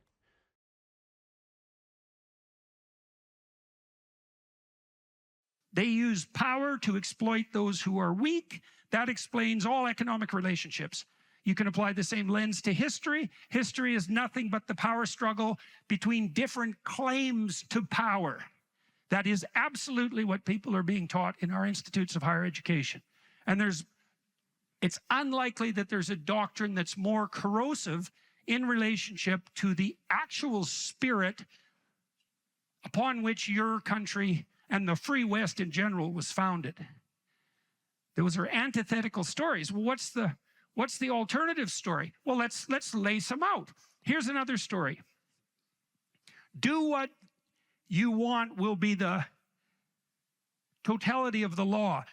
That's a somewhat mangled quotation from Aleister Crowley, who was a Satanist in the late part of the 1800s. He was like a disciple of the Marquis de Sade. He was one of these people who believed, as you can believe rationally, that why the hell shouldn't I do just exactly what I want whenever I want to whoever I want, regardless of, well, let's say the cost to them? What's the rational argument against that? What if I have power and I won't get caught, for example? If I just get away with what? The untrammeled expression of my most primordial desires. Why not let that be the story? One whim after another. That's the hedonistic story. It's a cacophony, that story, because as you know from your own experience, if you give yourself over to your immediate wants, you're just one appetite after another, right? There's no real coherence there. You basically have the same psychological status as a very badly behaved 2-year-old. Well, 2-year-olds are like that. They don't have a integrated, their fundamental pattern of being and personality isn't integrated yet. And so they're more or less at the mercy of their whims. And a hedonist is a worshiper of his own whims, right? And he's a pagan in that sense, because it's just one damn desire after another. And he might say to himself, well, those are my desires. He might identify with those desires. And that's really, what would you say, the cardinal form of identification in the modern world. I identify with what my wants are, particularly sexual wants. That constitutes my identity. And anyone who gets in the way can go directly to hell. And that's a very pathological mode of being. And there's a variety of reasons for it, not least that it's exactly reflective of the same kind of immaturity that makes 2-year-olds entirely self-centered and driven by instinct. Now, you might say, well, what's wrong with that? And 2-year-olds have their delightful element. They're very enthusiastic. They're very spontaneous. They're kind of alive in a fiery way, but they're completely incapable of taking care of themselves, right? And this isn't a hypothesis. You don't see roving bands of thriving 2-year-olds running through the forest organizing themselves. Well, why not? Well, it's because that short-term, self-centered, whim-dominated possession doesn't allow you to exist in the world. You have to mature, and of course that's what you're trying to do with your kids as a parent, is you're trying to shepherd them through the process of maturation. Well, why? Well, how about so they have some friends? Because if it's all about them, well, then they don't have any friends. And that goes for all of you too. If it's all about you, good luck with your marriage. If it's all about you, you don't have friends. You might have, if you're a bully in particular, you might have, you know, toadies and thugs who benefit from your use of power, but you don't have friends. If you exploit your customers as a business person repeatedly to redound to your own immediate advantage, you're not going to have customers for very long. Your reputation is going to precede you. You're not going to do well in the world. So what do you do instead? Power is a bad story. It's a corrupt way of looking at the world. It leads to violence. It's generally manifested in service to a narrow kind of hedonism, because why have power unless it's to get exactly what the hell the worst of you wants from moment to moment? If you're not under the sway of some self-centered and relatively malevolent whim, you don't need to use power on other people, because you could just ask them to go along for the journey. And maybe they would. That's what you do when you play instead of when you use force. That's what you do when you invite instead of using force. That's what you do when you establish a vision that other people share instead of being a tyrant. Well, that's what you do if you're mature. That's even what 2-year-olds understand by the time they're 3, when they start engaging in pretend play with a would-be friend. Who's a friend to a 2-year-old? Well, the first thing, or 3-year-old, because 3-year-olds start to become social. Well, the first thing you want to do if you're a 3-year-old is play a game with someone. That's not the same as having your own game, right? If you play a game with someone else, there are some intrinsic rules. Well, what are the rules?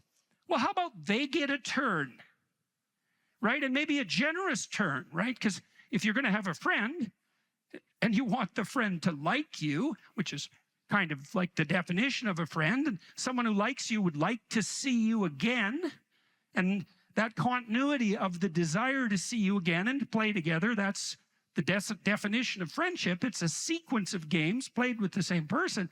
The game has to be voluntary. It has to be invitational. It has to be reciprocal, right? And so what you're trying to do with your 2-year-old is you're getting them to sacrifice the immediate gratification of their instincts to reciprocity, right? Now, you do something that's a bit more sophisticated than that too, because the other thing you do with children and yourself and with people you love, if you're the least bit sensible, is you let them know that they shouldn't conduct themselves in a manner in the immediate present that compromises their future, right? That's what you mean when you tell your child, don't do stupid things. Well, what's a stupid thing, generally speaking? Something interesting and entertaining in the moment that you pay for, right? And that's the same as an impulsive bad habit in adulthood. It's like the definition of a bad habit. A bad habit is something that works now and not so good tomorrow, or next week, or next month, or next year, or 5 years from now, or 10 years from now. That implies as well that just as the child establishes a relationship of reciprocity with the friend, by starting to understand the future, they establish a reciprocal relationship with their future self. And that's the same thing. So what maturation is, we all know this, maturation is the ability, let's say, to share and to forego gratification, to delay gratification. What does it mean to delay gratification? It means you don't get what the hell you want right now all the time. You have to conduct yourself in a manner that assures communal stability, let's say, and reciprocity. And in the enjoyable sense, you want to be surrounded by friends and compatriots and people who move you forward and people who wish you well, because that's going to be a lot better for you than the alternative. And you want to do that in a manner that assures the future. The whole higher cortical apparatus that human beings are blessed and cursed with is there to integrate the possessing spirits that might otherwise be impulsive and fractionating, to integrate them into a personality that can act reciprocally in relationship to others and guide itself as a consequence of apprehension of the future. It's a definition of maturity. Now, you kind of know this because as your children mature, as you've matured, the amount of time you can consider expands, right? For the 13-year-old,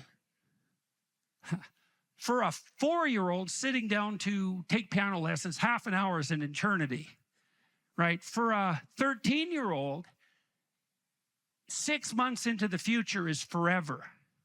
By the time you're 50, a year is like a week, right? Well, and there's a loss in that to some degree, but there's a huge gain, because as you develop, your capacity to apprehend the consequences of your actions across broader spans of time is much improved, and that reflects cortical maturation. And the same thing happens with regards to your ability to manage yourself socially. What does it mean to manage yourself socially? Well, it means, as I said, that it's not all about you. Your aim can't be the immediate gratification of the whims that possess you. If you're married, if you have a wife or husband, is your wife or husband, how do they stand in relationship to their importance in relationship to you? Well, we could just think about it in a sort of clear-headed manner. Let's say you have a scrap with your wife, you have a fight with your wife, a disagreement, and you win. You win. She's wrong. She's punished for it, whatever way you can manage. What's the problem with that? You're right, she's wrong. Well, let's say you do that 50 times. Well, now you're living with someone you always defeat. And so now you're living with someone who's defeated. And what's the problem with that? Well, they're around. Right, and so maybe that's the problem with attaining a manipulated victory over your marital partner. Fine if it's a one-off, but you know they're there when you wake up in the morning. And so is the consequence of your, what? Self-centered, power-based maneuvering? Right? And maybe you're a victorious tyrant and she's a defeated slave. Well, that's not much of a victory there, buddy. Right? And the same applies to any reciprocal social relationship. You know, if you have any sense, if you think it through, you want to build up the people that are around you. Well, why? Well, because they're around you. And so if you made generous offerings to the social world, and you improved the nexus of relationships that you were involved in, why wouldn't that be good for you? Now, you might think, well, there's only so much to go around, and if everyone else wins, I lose. But that's another story, and it's the story of power. And it's a very bad story, and it's not true. Because the truth of the matter is that there's more than enough for everyone to do, and your victory doesn't have to ever come at the cost of someone else's defeat. I shouldn't say ever. I mean, there are times when, you know, people are head-to-head, and the game that's being played isn't fair, and it's your victory or your defeat. But those are very pathological and unnecessary circumstances, and it would be better to do everything you can to ever avoid being in a situation like that. Situations like that arise when your relationships have deteriorated radically. What could you do to improve yourself? Well, let's step one step backwards. The first question might be, why should you even bother improving yourself? And I think the answer to that is something like, so you don't suffer any more stupidly than you have to. Accept responsibility for the catastrophe of your life. And that way you transcend it. And there's an unbelievably hopeful message in there. And the message is, you're actually strong enough to do that. You just don't know it. And you won't find out till you do it. You can't find out till you do it. But if you did it, you'd find out that it was true. Bargain with the future. Wow, that's just, what an idea that is. You know, it's so unlikely. It's a massive risk. It's the ultimate in risks, right? You have to be willing to lose your life in order to find it.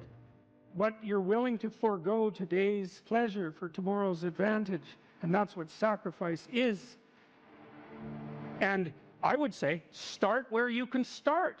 You know, if something announces itself to you as in need of repair, that you could repair, then, hey, fix it. You fix 100 things like that, your life will be a lot different. If I wanted to spend 10 minutes making this room better, what would I have to do? And you have to ask yourself that, right? It's not a command, it's like a genuine question. And things will pop out in the room that you like, there's a stack of papers over there that's kind of bugging you, and you know that maybe a little order there would be a good thing. There's some rubbish behind your computer monitor that you haven't attended to for like 6 months, and the room would be slightly better if it was a little less dusty and the cables weren't all tangled up the same way. And if you allow yourself just to consider the expanse in which you exist at that moment, there'll be all sorts of things that'll pop out in it that you could just fix. So life is brutal, and what you have to set against that is possibility. So I would say if you're 16 and your life isn't so happy, it's like look around and see if there are opportunities that people are granting you, even imperfect opportunities, because they're going to be imperfect, that you could exploit in the proper way and learn and grow. But the fundamental lesson, the more fundamental lesson that's underneath that is don't let what you are stop you from being what you could be. So imagine that there's you and there's the potential inside you, whatever that is. And potential is an interesting idea because it represents something that isn't yet real, yet we act like it's real. And that potential is partly what you could be if you interacted with the world in a manner that would gain you the most information. You take yourself and you put yourself in a new environment. New genes turn on in your nervous system. They encode for new proteins.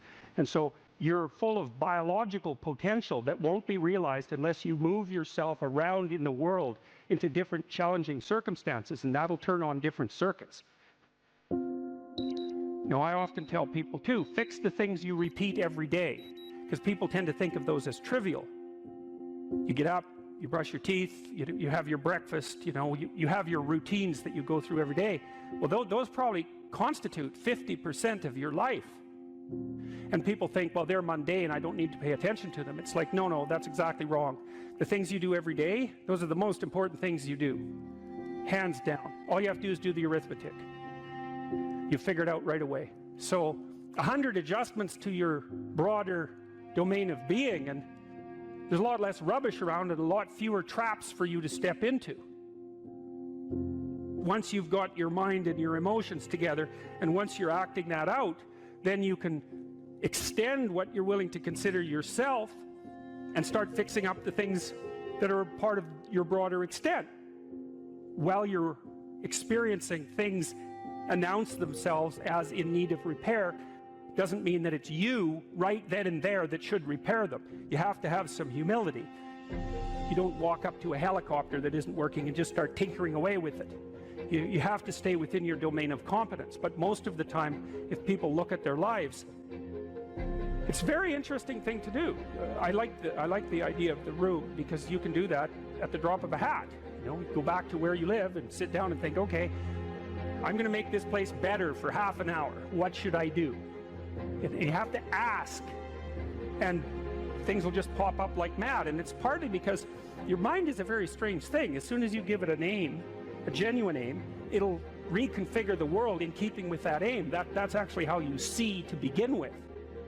And so if you set it a task, especially, you have to be genuine about it, which is why you have to bring your thoughts and emotions together, and then you have to get them in your body so you're acting consistently. You have to be genuine about the aim, but once you aim, the world will reconfigure itself around that aim, which is very strange. And it's technically true. And so I think that you can, in fact, decide to take on the load that's optimally meaningful if you want, and then you get to have your cake and eat it too. You're on the pathway to continual incremental improvement. You only have to burn off a feather at a time instead of having the whole bloody thing burst into flames. It's a constant source of renewal. And there's an idea that to be renewed, you have to drink the water of life. That's an old mythological idea. Chaos is water. Water is chaos. Water is what washes away too much order. And to stay continually refreshed by the water of life is to take on exactly the right amount of chaos to make sure that your garden is properly nourished. And I think meaning is actually the marker of that. You don't choose your interests, they choose you. And that's really worth thinking about too, man, because, it's really hard to get interested in something you're not interested in, even if you know there's a good reason for it. You're studying for an exam, you find the material boring, anything will be more interesting than the study. Even though you know that that's what you need to do, you can't voluntarily grab yourself by the scruff of the neck, let's say, and shake yourself and say, sit down and concentrate. Your mind will just go everywhere. But then if you're interested in something, and even if it's something you shouldn't be interested in, because that happens all the time, then it's like you're a laser focused, man. You can pay attention forever. You can work until you're exhausted. You won't even notice it, and you remember everything. It's like, okay, if you can't control your interest, what does? Your interest was being manipulated behind the scenes by unseen forces that were associated with your characterological development across time. That was the manifestation of the self. So the self is this, the potential you, let's say. And the way it operates in the present is by gripping your interest and directing it somewhere. And that's part of the instinct of self-realization. It's a mind-boggling idea, man. Really is. The potential that you are has to manifest itself somehow in the here and now. It has to.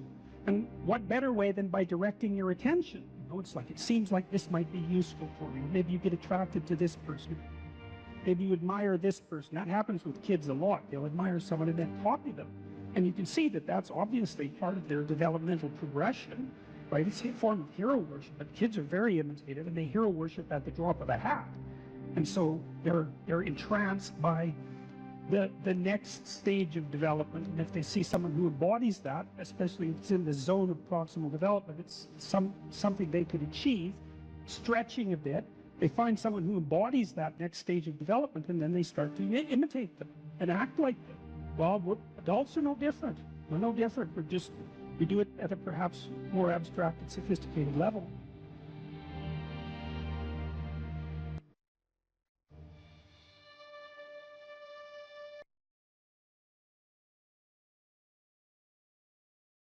What happens to you as you stroll merrily on your way through life? Well, what happens is that as you're moving from point A to point B, you encounter things. And people think that what they encounter are objects, but that's not the case. First of all, most of the things that you encounter, many of the things are actually other people, and they're not objects. They're too damn complex. And even apart from the social world, the things that you encounter aren't objects. They seem to be something more like tools or obstacles.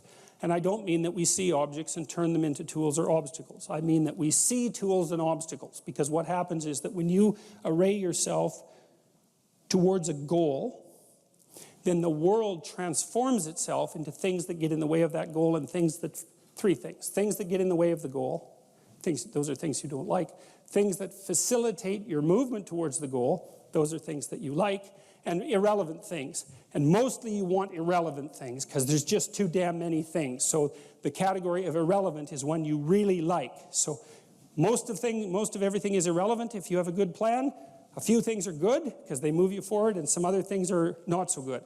You want to go around the not so good things if you can manage them, unless you like to run head forth into like brick walls, which is not particularly, it's a learning experience, but I wouldn't repeat it too many times. You want the world to array itself as a set of, we could say, tools. Now, what happens is that you have this perceptual system that's mediated by dopamine. It's the same system that cocaine activates, or methamphetamine, or the drugs that people really like to take. And it's the dopaminergic system that responds with positive emotion to indications that you've encountered something that will facilitate your movement towards a goal. And that's really important to know, because people tend to think that they're happy because they achieve goals, and that's not true. What's true, because as soon as you achieve a goal, then you have a problem, which is what's the next goal. And that's actually a big problem. You encounter that as soon as you graduate from university, for example. That's right. I made this joke before. Graduation day, you're like king of the university hierarchy, undergraduate hierarchy. Day after, you're unemployed potential Starbucks employee, right? So it's like, so obviously the accomplishment per se as a source of reward is problematic, because when you accomplish, you run the frame to its end, and then you have the problem of needing a new frame. So that's a problem. But if what you're encountering instead are things that will move you along your way, it's like, hey, that's great, and that's where you get your positive motivation. And so that's really that's so much worth thinking about. You can think about that for a year, and that wouldn't even be enough to think about it, because here's what it means. It means, in some sense, that the Buddhists are right with their claim about Maya. M-A-Y-A, which means that people live in an illusion. And what they mean by that is, well, you have goal, whatever your goal is, and that goal gives relevance to the world. And you could change the relevance of the world in a snap just by changing your goal. You can do that. And so then you think, well, it's sort of an illusion because you can just change it. Now, you don't want to push that line of argumentation too far, because even if the specific point can be changed, the fact that you're in one of these frames cannot be changed. And so you have to be in a frame, although you get to pick the frame. So there's still an absolute there, which is that you have to be in a frame, and that is not a trivial absolute. It's a very major absolute. So then you think, okay, all of your positive emotion is going to be experienced in relationship to the goal. Well, then we think, well, you could use some positive emotion. It's a good thing. Positive emotion inhibits anxiety and disappointment and frustration and pain. It does all that. Technically, it does that. That's why a football player with a broken thumb who wants to score a touchdown can go out there and, play the football game, even though it's a kind of an arbitrary goal, right? It's like, really, you're going to go out there and like risk your hand to fire a pigskin through some poles? It's like, well, you can say the same sort of cynical thing about most of the things that people do, but you can't say the cynical thing about the fact that they have to do things. So you have a point, you have your aim, you have your ambition, and then that's what turns the world into a potentially positive place. And here's the kicker. This is so cool. The higher the aim, the more the positive emotion. So that's you think, well, why should I bother? Why should I bother doing something lofty and difficult? It's like, because it's worth it. That's why. Because the alternative is stupid suffering. Because really, because what happens is, like, you don't need a framework in order to suffer. You can just lay there day after day and suffer, right? That's easy. So that's the default condition. If you don't have a lofty ambition, then you suffer miserably. And the reason for that is life is really complex, short, finite, full of suffering, and beyond you. And so you can just lay there and think about that, and it's horrible. And so that's not helpful. It's just not useful. And so, people often say life is meaningless. It's like, no, it's not. That's wrong. Because if it was meaningless, that'd be easy. You could just sit there and do nothing, and it wouldn't matter, right? It'd be like you were like a lobotomized sheep. It's just irrelevant. But that isn't what happens. When people say that life has no meaning, that isn't what they mean. What they mean is, I'm suffering stupidly and intensely, and I don't know what to do about it. Well, the suffering is meaningful. It's just not the kind of meaning you want. So how do you get out of that? You note the baseline of suffering, which is very, very, very, very high. And then you say to yourself, okay, I need to do something that justifies that. And that's not so easy, because the baseline for suffering is high. If you're going to make something of yourself, let's say, so that it's worthwhile to exist in the world, then you have to aim at something that's so well structured that you can say, yeah, earthquakes, cancer, death of my family, dissolution of my goals, ultimate futility of life, and the heat death of the universe. Hey, it doesn't matter, it's worth it. Most creative people fail at producing their creative product and monetizing it, right? So your default position, if you're a creative person, is you're going to fail. And that's because it's hard to come up with something new, and it's hard to present it to the market at the right time, and it's hard to market it. Like, those things are really, really difficult.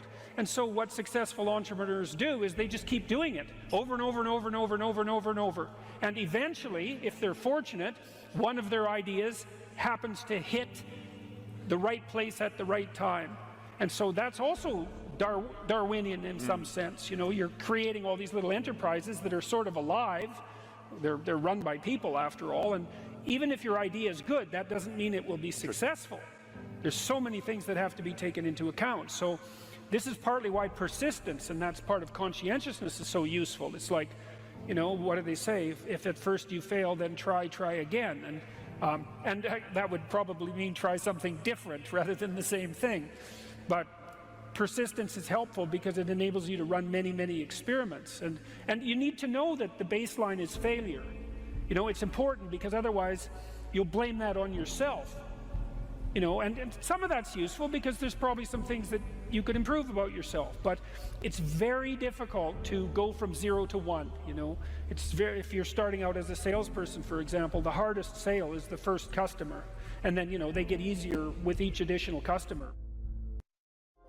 You got to know that there are differences in intelligence. It's really important. If you go into a job and you're not smart enough for that job, you're going to have one bloody miserable time. And you're going to make life wretched for the people around you because you won't be able to handle the position. But what you really want to do, as far as I can tell, if you want to maximize your chances for both success and let's say well-being, is you want to find a strata of occupation in which you would have an intelligence that would put you in the upper quartile. That's perfect. Then you're a big fish in a small pond. And you don't want to be the stupidest guy in the room. It's a bloody rough place to be. So, and you probably don't want to be the smartest guy in the room either, because what that probably means is you should be in a different room. If you want to be the best at what you're doing, bar none, then having an IQ of above 145 is a necessity, and maybe you're pushing 160 in some situations, and maybe that's making you one person in 10,000 or even one person in 100,000. And then also, to really be good at it, you probably have to be reasonably stress tolerant and also somewhat conscientious. There's nothing you can possibly do to become more deadly than to improve your facility with language. And the way you do that is by reading, especially great things, and by writing, and by thinking, and by speaking, for that matter. But how could that not be viewed as absolutely central to what education is about? You want to be inarticulate and stumble over everything that you try to think and communicate? Yeah. How are you going to get anywhere? You don't even know who you are under those circumstances. You're this massive feeling that's expressing itself, you know, maybe in violence because you can't find the words. And you stumble around and bump into things, and you're clunky and dull, and you're not witty. You don't sparkle. It's from the uphill climb that we derive our value, and I mean this technically. So almost all the positive emotion we feel, especially the emotion that fills us with enthusiasm, and that's experienced in relationship to a goal. And so in some sense, you want a goal that you can never attain. So you can always move closer to the goal that recedes as you move towards it. You think, well, that's frustrating. It's like Sisyphus pushing the rock uphill. But it's not, because as you pursue that goal, you put yourself together and your life does get better and richer and more abundant. And that's why the highest levels of virtue and goal are in some sense transcendent. You want them to be above everything you're doing so you can continually move towards something that's more sublime and better. That's what you are. You're here to live, not to sleep. And the problem with the vision of Mai Tais on the beach is that, well, first of all, that's a vision of drug-induced unconsciousness. Second, it's only going to work for about a week. Third, you're going to be a laughingstock in a month, and depressed and aimless and goalless. You want a horizon of ever expanding possibility. And so it does happen to people because they've staked their soul on the attainment of an instrumental goal. And it can be a pretty high order goal, but then you think, now I'm there, now what? Well, the answer can't be, well, I'm going to live in the lap of luxury and never have to leave what do you want to be, a giant infant with a gold bottle? You never have to do anything but lay in your back and suck? It's like, you see the problem with that as a conceptualization. It's no, you want to be like an active warrior moving uphill with your sword in hand. And that's dynamic, that's exciting. One of the rules, I think it's rule 4, is compare yourself to who you were yesterday and not to who someone else is today. And see, that's a game you can win.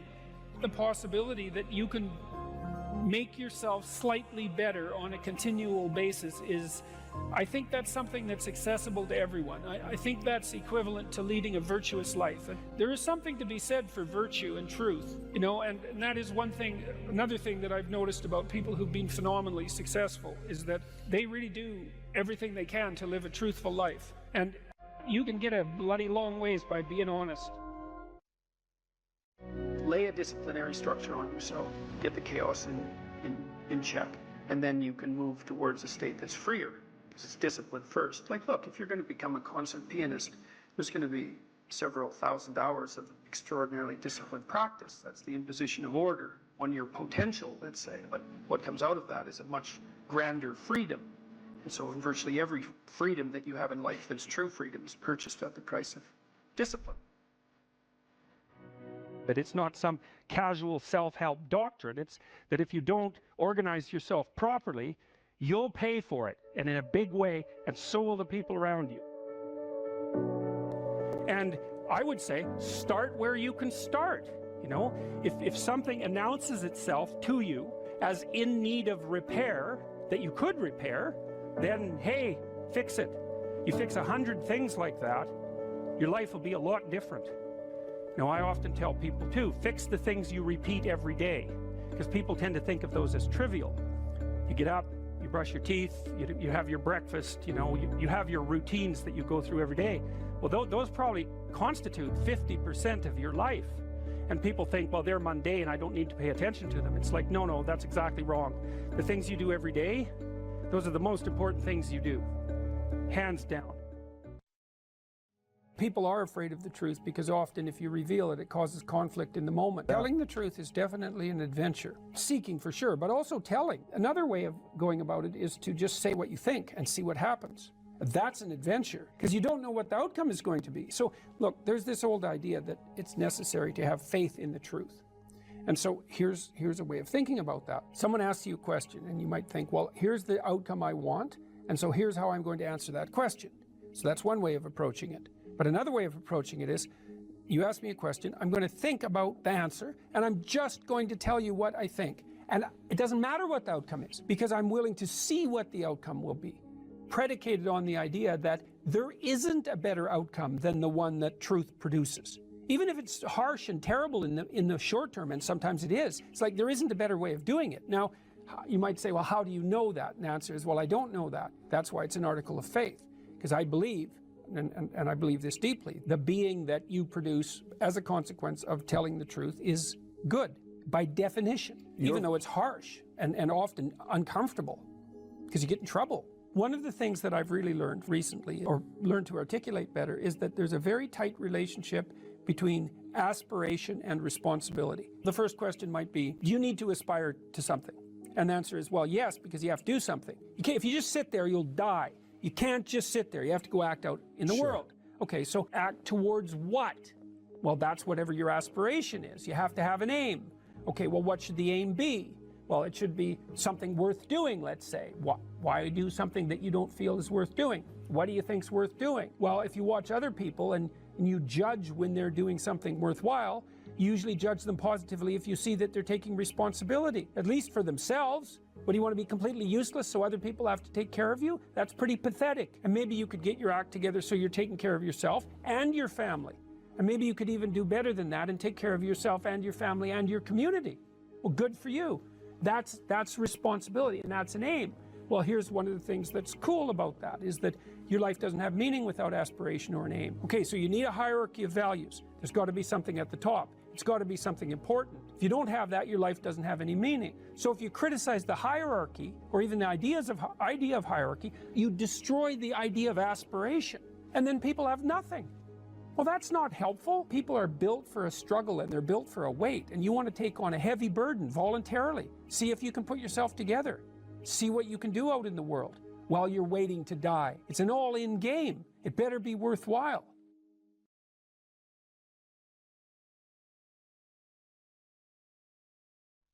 It's known from multiple dimensions simultaneously that the system that produces happiness, let's say in the founder's sense, produces that emotion in relationship to the observation of movement towards a valued goal. And so you can derive some conclusions from that. The first is that without a goal, there's no happiness, by definition, because happiness marks movement towards a valued goal. The next is, well, the higher the goal, the more value there is in the observation of movement towards it. And so out of that, you might ask, well, then what's the highest goal? Because why don't we go for that? Well, then you could say, well, you should do your best for the best. You might say, well, that's just to make me hedonically happy. It's like, well, wait a second, cocaine will work for that because it actually even activates this system. But what about tomorrow and next week and next month? And so the problem with hedonism as a goal is, first of all, it vanishes when you're suffering. But even failing that, if you're serving yourself hedonically in the narrow sense, it's just about me and my pleasure. It's like, okay, which you? Today's you, tomorrow's you, next week's you, next month's you. What about next year, 5 years from now, 10 years from now? You're going to lead a hedonic and dissolute life, and what are you going to be, a burnt-out shell and a wreck, a dismal wreck in 10 years? Because that's what'll happen. And so if you don't construe yourself as a community stretched out across time, then you're not even serving yourself. And if you do construe yourself as a community stretched across time, then serving other people and serving yourself turn out to be exactly the same thing. I just did a course on the Sermon on the Mount, and Christ, in one of the sections of that sermon, he says to people that you shouldn't lose your saltiness, you shouldn't lose your savor, and you're the salt of the earth, and without that salt, everything loses its flavor. And salt is a preservative, and it's a spice, and that's often conceptualized, that phrase, as referring to the salt of the earth, the solid, reliable types who bear all burdens. But that is not what it means. I looked at a lot of different translations. I talked to a lot of people about that verse, and really what it means is, well, there should be some spiciness and unpredictability and humor about you. And there should be some play in the system, right? Because that's what stops you from just being the narrow, dead, past letter of the law with no spirit. There should be some snake inside the tree, right? There should be some fire inside the bush. Those are all ways of construing that are symbolically equivalent. There should be some dynamism in you, and a fair bit of that's associated with, well, enthusiasm. That's fun, but enthusiasm means to be imbued with the Spirit of God. That's why people like comedians so much too, because that's what they do. And so you have to leaven the duty with humor, and your book does a lovely job of that too, because your book, which is a very conservative book in the best possible way, and is a call to duty and responsibility, but you constantly return to themes of both stoicism and humor, which are tied together in some sense. I was just in Newfoundland for the last week doing a documentary there, and Newfoundland's a rough rock, and it's beautiful and harsh. And the people there are tough and resilient, man, because they had to be. And Newfies have a great sense of humor, and they're always making fun. And that's a necessary leaven, right? That ability to deal with serious matters in a light with a light touch. And it's something I'm trying to learn to do more and more, even in the most serious of conversations, because if you're a master, you've got both. You've got that light touch and that sense of humor. You really see that in military people who've been through rough situations. When you see someone in the depths of genuine suffering, hopefully what you're trying to do is to throw a lifeline. And one possible lifeline is compassion. And that's probably the right lifeline to throw an infant, who's suffering. That sort of overwhelming compassion. But for someone who is an adult or making progress towards being an adult, the lifeline that might be thrown is, there's something within you that would let you be more than you are, and much more, and maybe enough more so that you could actually deal with this suffering so it didn't turn into hell and take everything along with it. And there isn't anything more optimistic than that. You say something here, which I think is I'm going to read something from your book here. It is true that character is to some extent innate.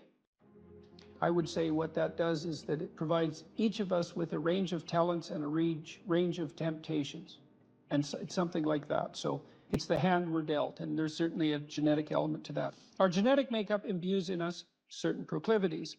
But it is as true that character is mostly a consequence of choices.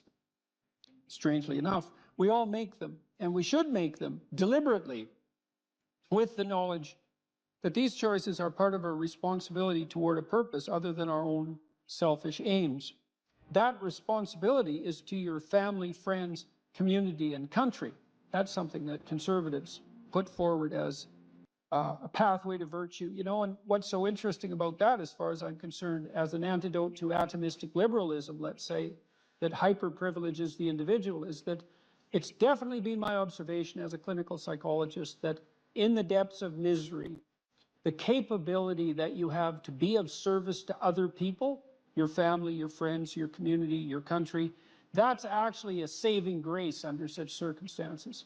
You know, and that people really find a deep and abiding meaning in that service. So it's not just finger wagging and the pointing towards duty. It's like, no, you don't understand that if you're in desperate straits, if your life is falling apart, if you're nihilistic and miserable, and maybe you have your bloody reasons, because maybe you do, that's still the case that if you step outside yourself and you try to make the lives of other people better, that's the best possible thing that you can do for yourself.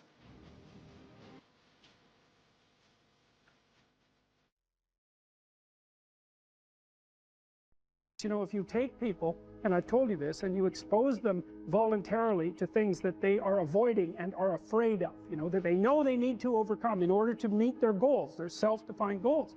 If you can teach people to stand up in the face of the things they're afraid of, they get stronger. And you don't know what the upper limits to that are, because you might ask yourself, like, if for 10 years, if you didn't avoid doing what you knew you needed to do, by your own definitions, right, within the value structure that you've created, to the degree that you've done that, what would you be like? Well, you know, there are remarkable people who come into the world from time to time, and there are people who do find out over decades-long periods what they could be like if they were who they were, if they spoke their being forward. And they get stronger and stronger and stronger, and we don't know the limits to that. We do not know the limits to that. And so you could say, well, in part, perhaps the reason that you're suffering unbearably can be left at your feet, because you're not everything you could be, and you know it. And of course, that's a terrible thing to admit, and it's a terrible thing to consider, but there's real promise in it, right? Because it means that perhaps there's another way that you could look at the world, and another way that you could act in the world. So what it would reflect back to you would be much better than what it reflects back to you now. And then the second part of that is, well, imagine that many people did that, because we've done a lot as human beings. We've done a lot of remarkable things. And I've told you already, I think before, that today, for example, about 250,000 people will be lifted out of abject poverty, and about 300,000 people attached to the electrical power grid. We're lifting people out of poverty collectively at a faster rate that's ever occurred in the history of humankind by a huge margin. And that's been going on unbelievably quickly since the year 2000. The UN had planned to have poverty between 2000 and 2015, and it was accomplished by 2013. So there's inequality developing in many places, and you hear lots of political agitation about that. But overall, the tide is lifting everyone up, and that's a great thing. We have no idea how fast we can multiply that if people got their act together and really aimed at it. Because, you know, my experience is with people that we're probably running at about 51% of our capacity. I mean, you can think about this yourself. I often ask undergraduates how many hours a day you waste, or how many hours a week you waste. And the classic answer is something like 4 to 6 hours a day. You know, inefficient studying, watching things on YouTube that not only do you not want to watch, that you don't even care about, that make you feel horrible about watching after you're done. That's probably 4 hours right there. You know, you think, well, that's 25 hours a week, it's 100 hours a month, that's 2.5 full work weeks, it's half a year of work weeks per year. And if your time is worth $20 an hour, which is a radical underestimate, it's probably more like 50 if you think about it in terms of deferred wages. If you're wasting 20 hours a week, you're wasting $50,000 a year. And you are doing that right now. And it's because you're young, wasting $50,000 a year is a way bigger catastrophe than it would be for me to waste it, because I'm not going to last nearly as long. And so if your life isn't everything it could be, you could ask yourself, well, what would happen if you just stopped wasting the opportunities that are in front of you? You'd be, who knows how much more efficient? 10 times more efficient, 20 times more efficient. That's the Pareto distribution. You have no idea how efficient people get. It's off the charts. Well, and if we all got our act together collectively and stopped making things worse, because that's another thing people do all the time. Not only do they not do what they should to make things better, they actively attempt to make things worse because they're spiteful or resentful or arrogant or deceitful or or homicidal or genocidal or all of those things all bundled together in an absolutely pathological package. If people stopped really trying just to make things worse, we have no idea how much better they would get just because of that. So there's this weird dynamic that's part of the existential system of ideas between human vulnerability, social judgment, both of which are major causes of suffering, and the failure of individuals to adopt the responsibility that they know they should adopt. And that's the thing that's interesting too, is that, and like another thing I've often asked my undergraduate classes is, you know, there's this idea that people have a conscience. And you know what the conscience is. It's this feeling or voice you have in your head just before you do something that you know is stupid, telling you that probably you shouldn't do that stupid thing. You don't have to listen to it, strangely enough, but you go ahead and do it anyways, and then, of course, exactly what the conscience told you was going to happen inevitably happens, so that you feel even stupider about it than you would if it happened by accident, because you know, I knew this was going to happen, I got a warning it was going to happen, and I went and did it anyways. And the funny thing too is that conscience operates within people, and we really don't understand what the hell that is. So you might say, well, what would happen if you abided by your conscience for 5 years or for 10 years? What sort of position might you be in? What sort of family might you have? What sort of relationship might you be able to forge? And you can be bloody sure that a relationship that's forged on the basis of who you actually are is going to be a lot stronger and more welcome than one that's forged on the basis of who you aren't. Now, of course, that means that the person you're with has to deal with the full force of you in all your ability and your catastrophe, and that's a very difficult thing to negotiate. But if you do negotiate it, well, at least you have something, you have somewhere solid to stand, and you have somewhere to live, you have a real life. And it's a great basis upon which to bring children into the world, for example, because you can have an actual relationship with them instead of torturing them half to death, which is what happens in a tremendously large minority of cases. Well, it's more than that too, because, and this is what I'll close with, and this is why I wanted to introduce Solzhenitsyn's writings to you. You see, because it isn't merely that your fate depends on whether or not you get your act together and to what degree you decide that you're going to live out your own genuine being. It isn't only your fate, it's the fate of everyone that you're networked with.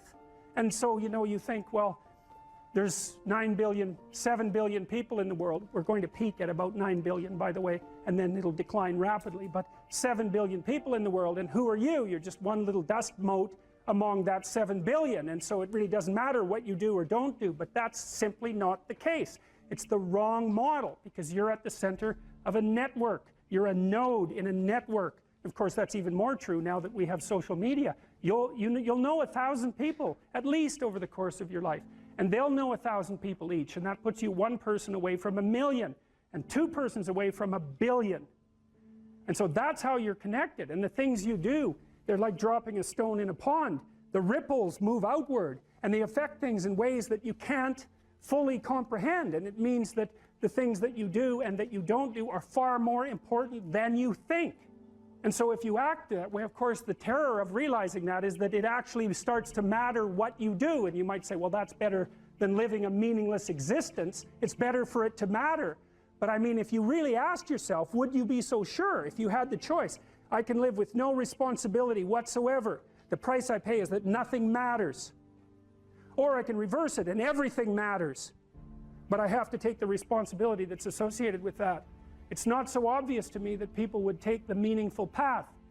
You know, when you say, well, nihilists suffer dreadfully because there's no meaning in their life, and they still suffer. Yeah, but the advantage is they have no responsibility. So that's the payoff, and I actually think that's the motivation. Say, well, I can't help being nihilistic. All my belief systems have collapsed. It's like, yeah, maybe. Maybe you've just allowed them to collapse because it's a hell of a lot easier than acting them out.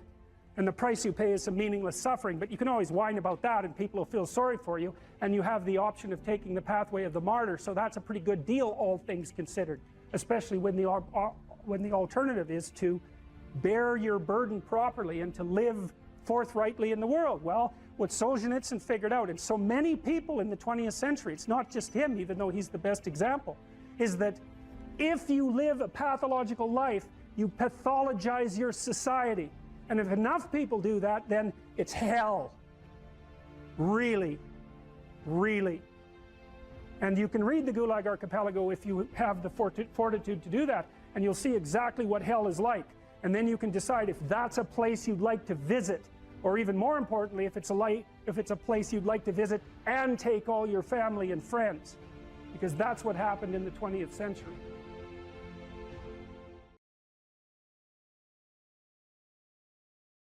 You're sitting on the edge of the bed trying to have an honest dialogue with yourself, and the little voice says, you know, it's pretty disgusting in here.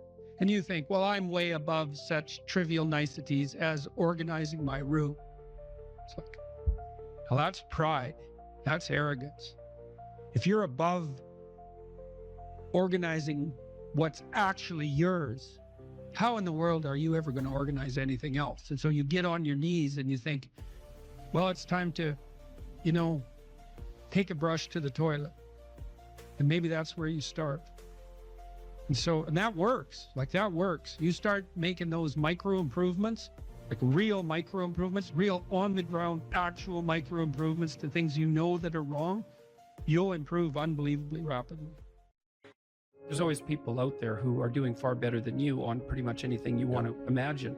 And if all you're doing is seeing yourself in their reflected light, let's say, then it's going to be pretty damn dismal. But it's not a good comparison because, well, first of all, there's danger in just comparing yourself to others, period, because they're not you, and God only knows what struggles they had to undertake to get to where they were, or what burdens they're currently carrying that you're not aware of. But you can certainly contrast yourself with yourself, and that's a lot better. It is the only way. Well, it's also the only way of really measuring anything approximating proper improvement. You can actually tell when you're a little better than you were yesterday. Right. And you can actually do that. That's another thing that's so interesting about it, is that you can actually make yourself a little better in some way, pretty much, well, I don't know if it's at every moment, but you can certainly do it every day. Let's say you want to become who you could be in the fullest sense. So let's say you're someone who's going to solve some serious problems. Okay, the first thing you have to do is admit to the seriousness of the problems. That's no joke. And so the first thing is just the terror of the problem itself. And that's enough to paralyze you, right? And that's the Hydra, that's the Gorgon with the head of snakes. It'll paralyze you and turn you to stone. That's the basilisk in the Harry Potter series. Mm-hmm. You look at it and it turns you to stone and lurks underneath everything, right? And it's malevolence and tragedy. And so there's that. And then the next is, well, you're going to take responsibility for that? You're really going to do that, are you? That's a hell of a load, man. And so it's daunting to even consider that. And then there's the discipline and responsibility that necessitates, which is also daunting. It's like, oh my God, the problem's that serious. I'm really going to have to get my act together in order to not contribute to it, much less solve it. And so the problem is terrible. And then the solution is daunting. But the upside of that is like, well, there isn't anything better to have than a problem that's worth solving, like that's really worth solving, right? And so the more of that you take on, the more you have a reason to get out of bed in the morning, no matter what. Like, I'm getting up, I'm trudging forward. Doesn't matter what I'm suffering from. I've got things that need to be done. They're necessary. And that gives you that sense of purpose that is the antidote to bitterness. Okay, well, let's say you want your life to be meaningful. It's like, okay, then what you do matters. It actually matters. Or how starting to clean up the room changed their life. That's quite fun because it's something I always tell people to do instead of going out and protesting. Jesus, I just can't stand Cleaning up that. the room? Yeah. Meaning? Well, my sense is that if you want to change the world, you start from yourself and work outward because you build your competence that way. It's like, I don't know how you can go out and protest the structure of the entire economic system if you can't keep your room organized. Well, I made a video call, which was called Message to Millennials, where it was called How to Change the World Properly. A bit of on the pretentious side, I suppose, but I was trying to produce something that was a counterposition to this idea that what you should do is go out and fix up other people. You know, that's just not right. And there's a New Testament line about that, something about, you know, not worrying too much about the log in your neighbor's eye or about the speck in your neighbor's eye when you have a log in your eye. What would the world be like if people stopped avoiding the things they knew they should do? You know, because the question is, how much are we contributing to the fact that life is an existential catastrophe and a tragedy? How much is our own corruption contributing to that? That's a really worthwhile question. The things you leave undone because you're angry, you're resentful, you're lazy, you have inertia. Well, you consult your conscience and it says, well, you know, that place over there could use a little work. It's the same as working on yourself, and so you clean that up because you can. And then things are a little clearer around you. And you're a little better off because you've practiced a bit, and so you're a little stronger, and then something else manifests itself and says, well, maybe you could like take a crack at fixing me up too. So you decide to do that, and then that gets a little bit more pristine, you know, and soon, and it's humble because you're not exceeding your domain of competence. You know, it's like, don't be fixing up the economy, 18-year-olds. You don't know anything about the economy. It's a massive, complex machine beyond anyone's understanding, and you mess with it at your peril. So, and can you even clean up your own room? No. Well, you should think about that. You should think about that. You only have to ask a stupid question once. You ask a stupid question, and if you're in a crowd and you ask a stupid question, 80% of the people in the crowd have the same question. They're just too cowardly to ask. But you ask and then someone actually tells you, you never have to ask that question again. You're no longer stupid. What stupid thing am I doing that I could quit doing? That I would quit doing? Because those aren't the same thing, right? Because you know there's stupid things that you're doing that you're just not going to quit doing because you like them. But there might be something on the edge there where you could stop that. If you want to know something about yourself, sit on your bed one night and say to yourself, you got to mean this, like you got to be desperate. This is no game, this. My life is not everything I want it to be, and perhaps it's not everything that I need it to be. And by need, I mean my life is so unbearable that the suffering that's attendant upon that is make me nihilistic, cynical, bitter, resentful, driving the proclivity to see evil everywhere except within my own heart. Like, these are problems, man. And you ask yourself, you sit on the bed and say, okay, man, I'm ready to learn something. What's one thing I'm doing wrong that I know I'm doing wrong, that I could fix, that I would fix? It's like, you meditate on that, you'll get an answer.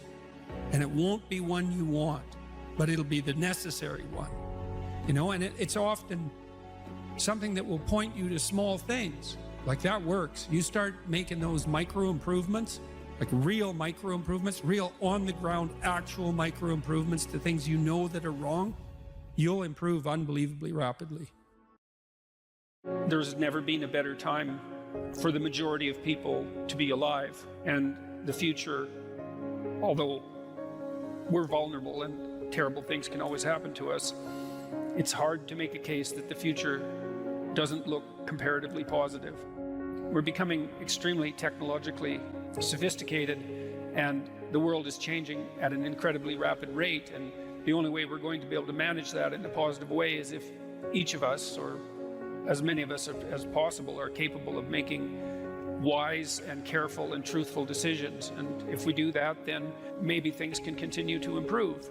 You don't get people to stand up on their own 2 feet and to adopt responsibility if everything is given to them. And that's a real conundrum.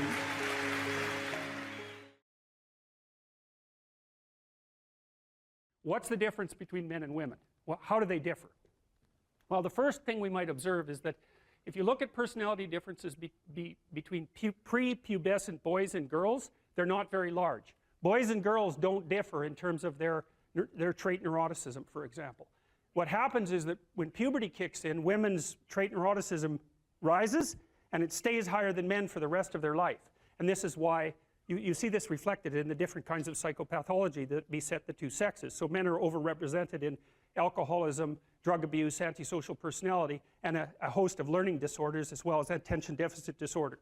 And women are overrepresented in depression and anxiety, primarily. That seems to be tightly associated with higher levels of trait neuroticism, because maybe it's, if you're at the 95th percentile or higher, let's say, in trait neuroticism, there isn't much difference between that and being somewhat prone to depression and anxiety. And because the curves overlap, you know, the curves aren't identical, the normal distributions are identical for men and women, you tilt the one to the right, the women's curve to the right towards higher levels of neuroticism. You go out and you look for the person in 20 who has the highest levels of negative emotion. It's much more likely to be female than male. Okay, so let's see if we can figure out why. So I'm going to tell you some things, basic differences between men and women, and you can tell me what you think about it if you agree or disagree.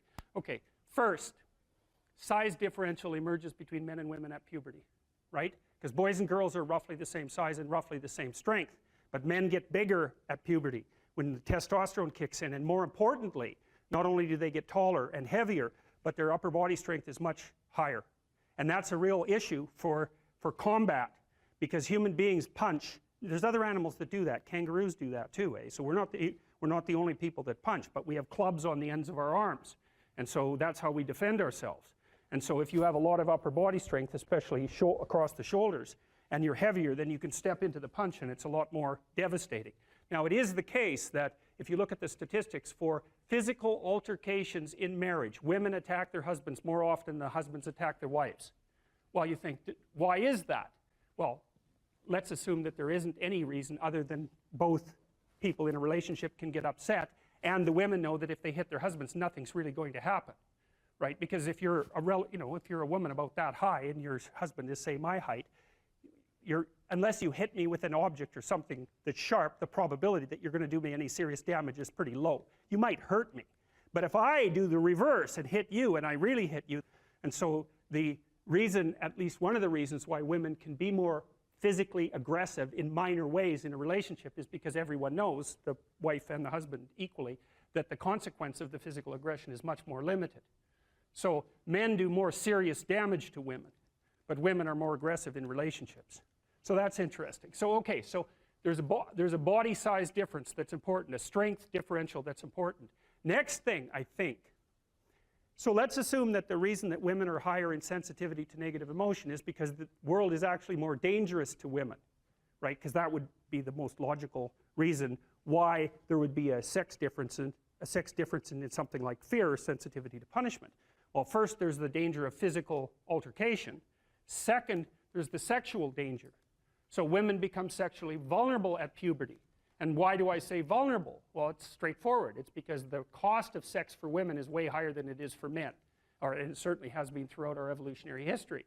Because if a man has an unwanted sexual encounter, well, then he walks away and maybe he's persecuted by the state or prosecuted by the state for it.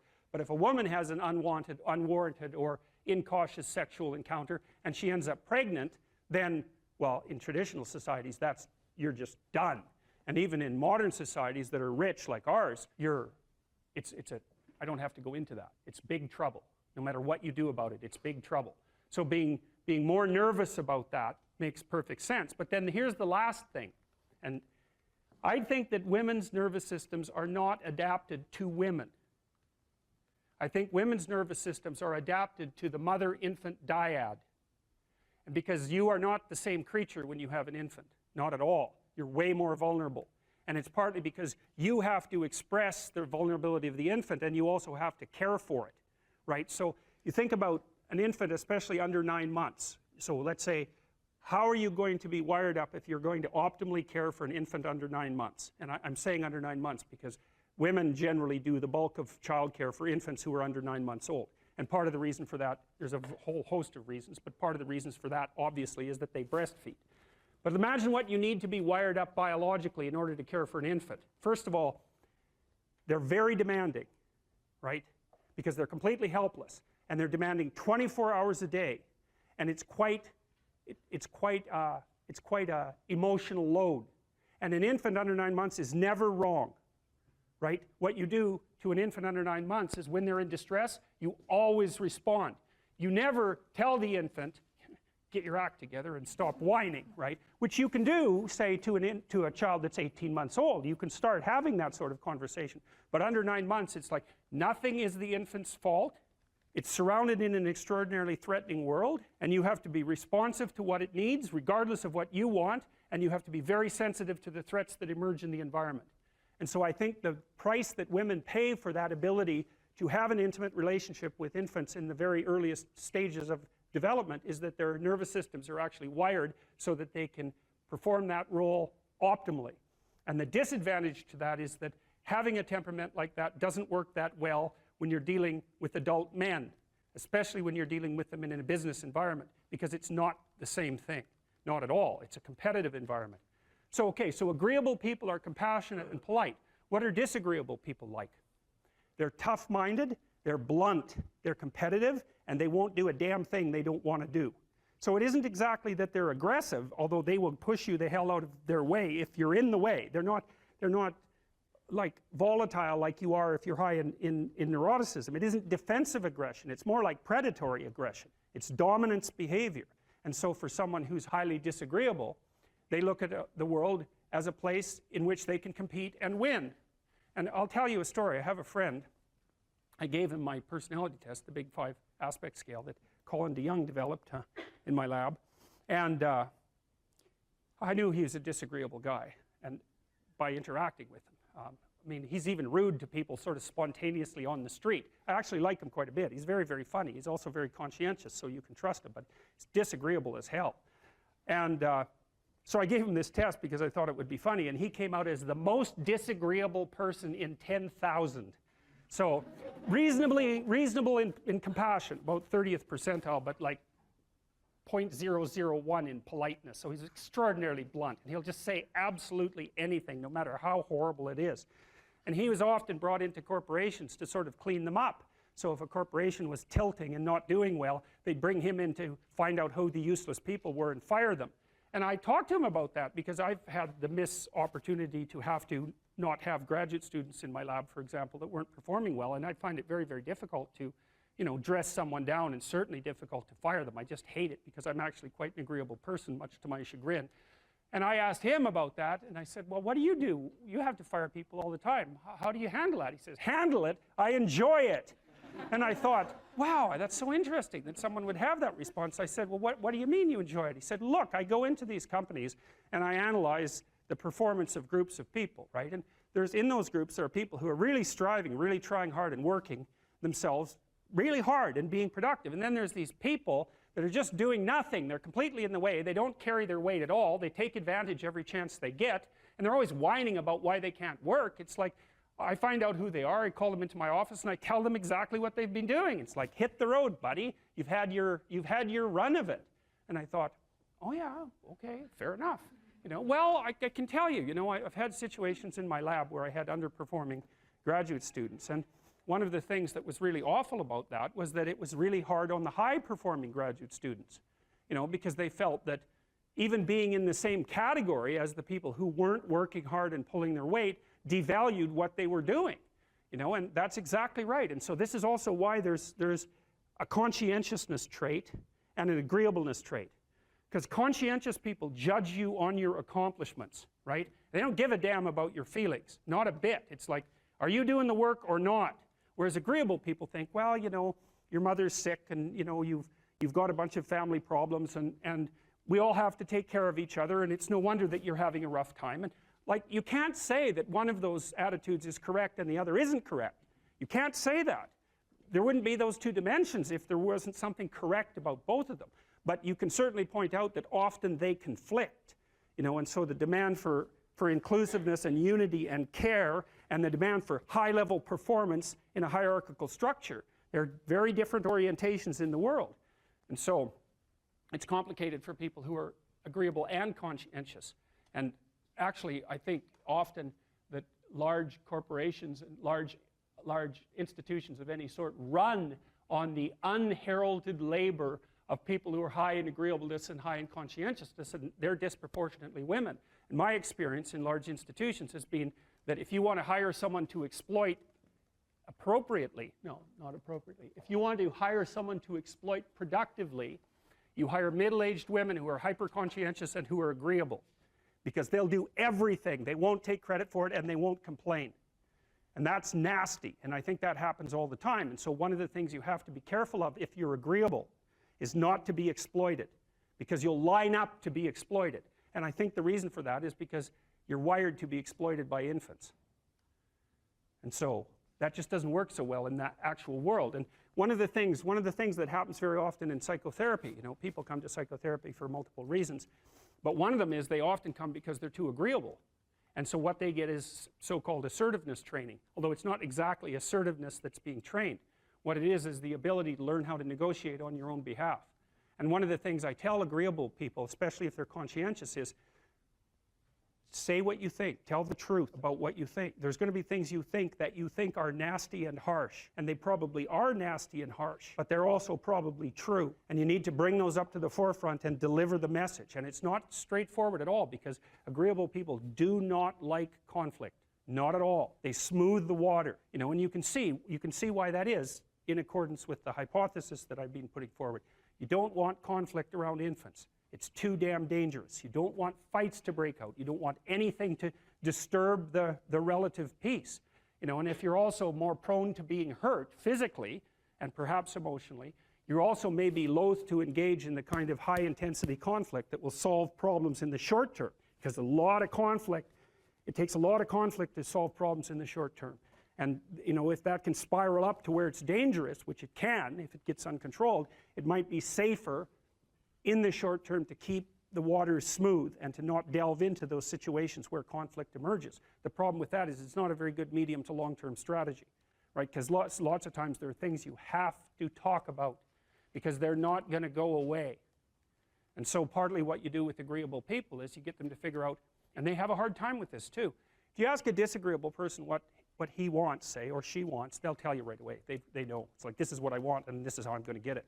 But agreeable people, especially if they're really agreeable, are so agreeable that they often don't even know what they want, because they're so accustomed to living for other people and to finding out what other people want and to trying to make them comfortable and so forth, that it's harder for them to find a sense of their own desires as they move through life.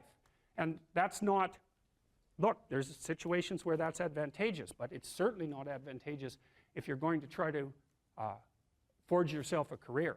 That just doesn't work at all. Okay, well, so that's another issue in some sense that seems to make the postmodernist critique even more correct. How in the world are you going to extract out a canonical interpretation of something like that? It's like it's not possible. But here's the issue, as far as I can tell. So when the postmodernists extended that critique to the world, they said, look, well, a text is complicated enough. You can't extract out a canonical interpretation. What about the world? The world's way more complicated than a text, and so there's an infinite number of ways that you can look at the world. And so how do we know that any one way is better than any other way? And that's a good question. Now, the postmodern answer was we can't. And that's not a good answer, because you drown in chaos under those circumstances, right? You can't make sense of anything. And that's not good, because it's not neutral to not make sense of things. It's very anxiety-provoking. It's very depressing, because if things are so chaotic that you can't get a handle on them, your body defaults into emergency preparation mode, and your heart rate goes up and your immune system stops working, and like you burn yourself out, you age rapidly because you're surrounded by nothing you can control. That's an existential crisis, right? It's anxiety-provoking and depressing, very hard on people. And even more than that, it turns out that the way that we're constructed neurophysiologically is that we don't experience any positive emotion unless we have an aim and we can see ourselves progressing towards that aim. It isn't precisely attaining the aim that makes us happy. As you all know, if you've ever attained anything, because as soon as you attain it, then the whole little game ends. Then you have to come up with another game, right? So it's Sisyphus. And that's okay, but it does show that the attainment can't be the thing that drives you, because it collapses the game. That's what happens when you graduate from university. It's like you're king of the mountain for one day, and then you're like surf at Starbucks for the next 5 years, you know? So, yeah. So what happens is that human beings are weird creatures, because we're much more activated by having an aim and moving towards it than we are by attainment. And what that means is you have to have an aim, and that means you have to have an interpretation. And it also means that the nobler the aim, that's one way of thinking about it, the better your life. And that's a really interesting thing to know, because, you know, you've heard ever since you were tiny that you should act like a good person, and you shouldn't lie, for example. And you might think, well, why the hell should I act like a good person, and why not lie? I mean, even a 3-year-old can ask that question, because smart kids learn to lie earlier, by the way. And they think, well, why not twist the fabric of reality so that it serves your specific short-term needs? I mean, that's a great question. Why not do that? Why act morally? If you can get away with something and it brings you closer to something you want, well, why not do it? These are good questions. It's not self-evident. Well, it seems to me tied in with what I just mentioned. It's like you destabilize yourself and things become chaotic. That's not good. And if you don't have a noble aim, then you have nothing but shallow, trivial pleasures, and they don't sustain you. And that's not good because life is so difficult, it's so much suffering, it's so complex. It ends and everyone dies and it's painful. It's like without a noble aim, how can you withstand any of that? You can't. You become desperate, and once you become desperate, things go from bad to worse very rapidly when you become desperate. And so there's the idea of the noble aim, and it's not something. It's something that's necessary. It's the bread that people cannot live without, right? That's not physical bread. It's the noble aim. And what is that? Well, it was encapsulated in part in the story of Marduk. It's to pay attention. It's to speak properly. It's to confront chaos. It's to make a better world. It's something like that. And that's enough of a noble aim so that you can stand up without, cringing at the very thought of your own existence, so that you can do something that's worthwhile to justify your wretched position on the planet. So now the literary issue is that, so look, you take a text, you can interpret it a variety of ways, but that's not right. This is where the postmodernists went wrong, because what you're looking for in a text, and in the world for that matter, is sufficient order and direction. So then we have to think, well, what does sufficient order and direction means? Well, you don't want to suffer so much that your life is unbearable, right? That just seems self-evident. Pain argues for itself. I think of pain as the fundamental reality because no one disputes it, right? I mean, even if you say that you don't believe in pain, it doesn't help when you're in pain. You still believe in it, right? You can't pry it up with logic and rationality. It just stands forth as what the fundament of existence, and that's actually quite useful to know. Say, well, you don't want any more of that than is absolutely necessary. And I think that's self-evident. And then you say, well, wait a minute, it's more complicated than that. You don't want any more of that that's necessary today, but also not tomorrow and not next week and not next month and not next year. So however you act now, better not compromise how you're going to be in a year, because that would just be counterproductive. That's part of the problem with short-term pleasures, right? It's like act in haste, repent at leisure. Everyone knows exactly what that means. So you have to act in a way that works now and tomorrow and next week and next month and so forth. And so you have to take your future self into account. And human beings can do that. And taking your future self into account isn't much different than taking other people into account, right? Because I remember there's this Simpson episode, and Homer downs a quart of mayonnaise and vodka. And he says, Marge says, you shouldn't really do that. And Homer says, that's a problem for future Homer. I'm sure glad I'm not that guy.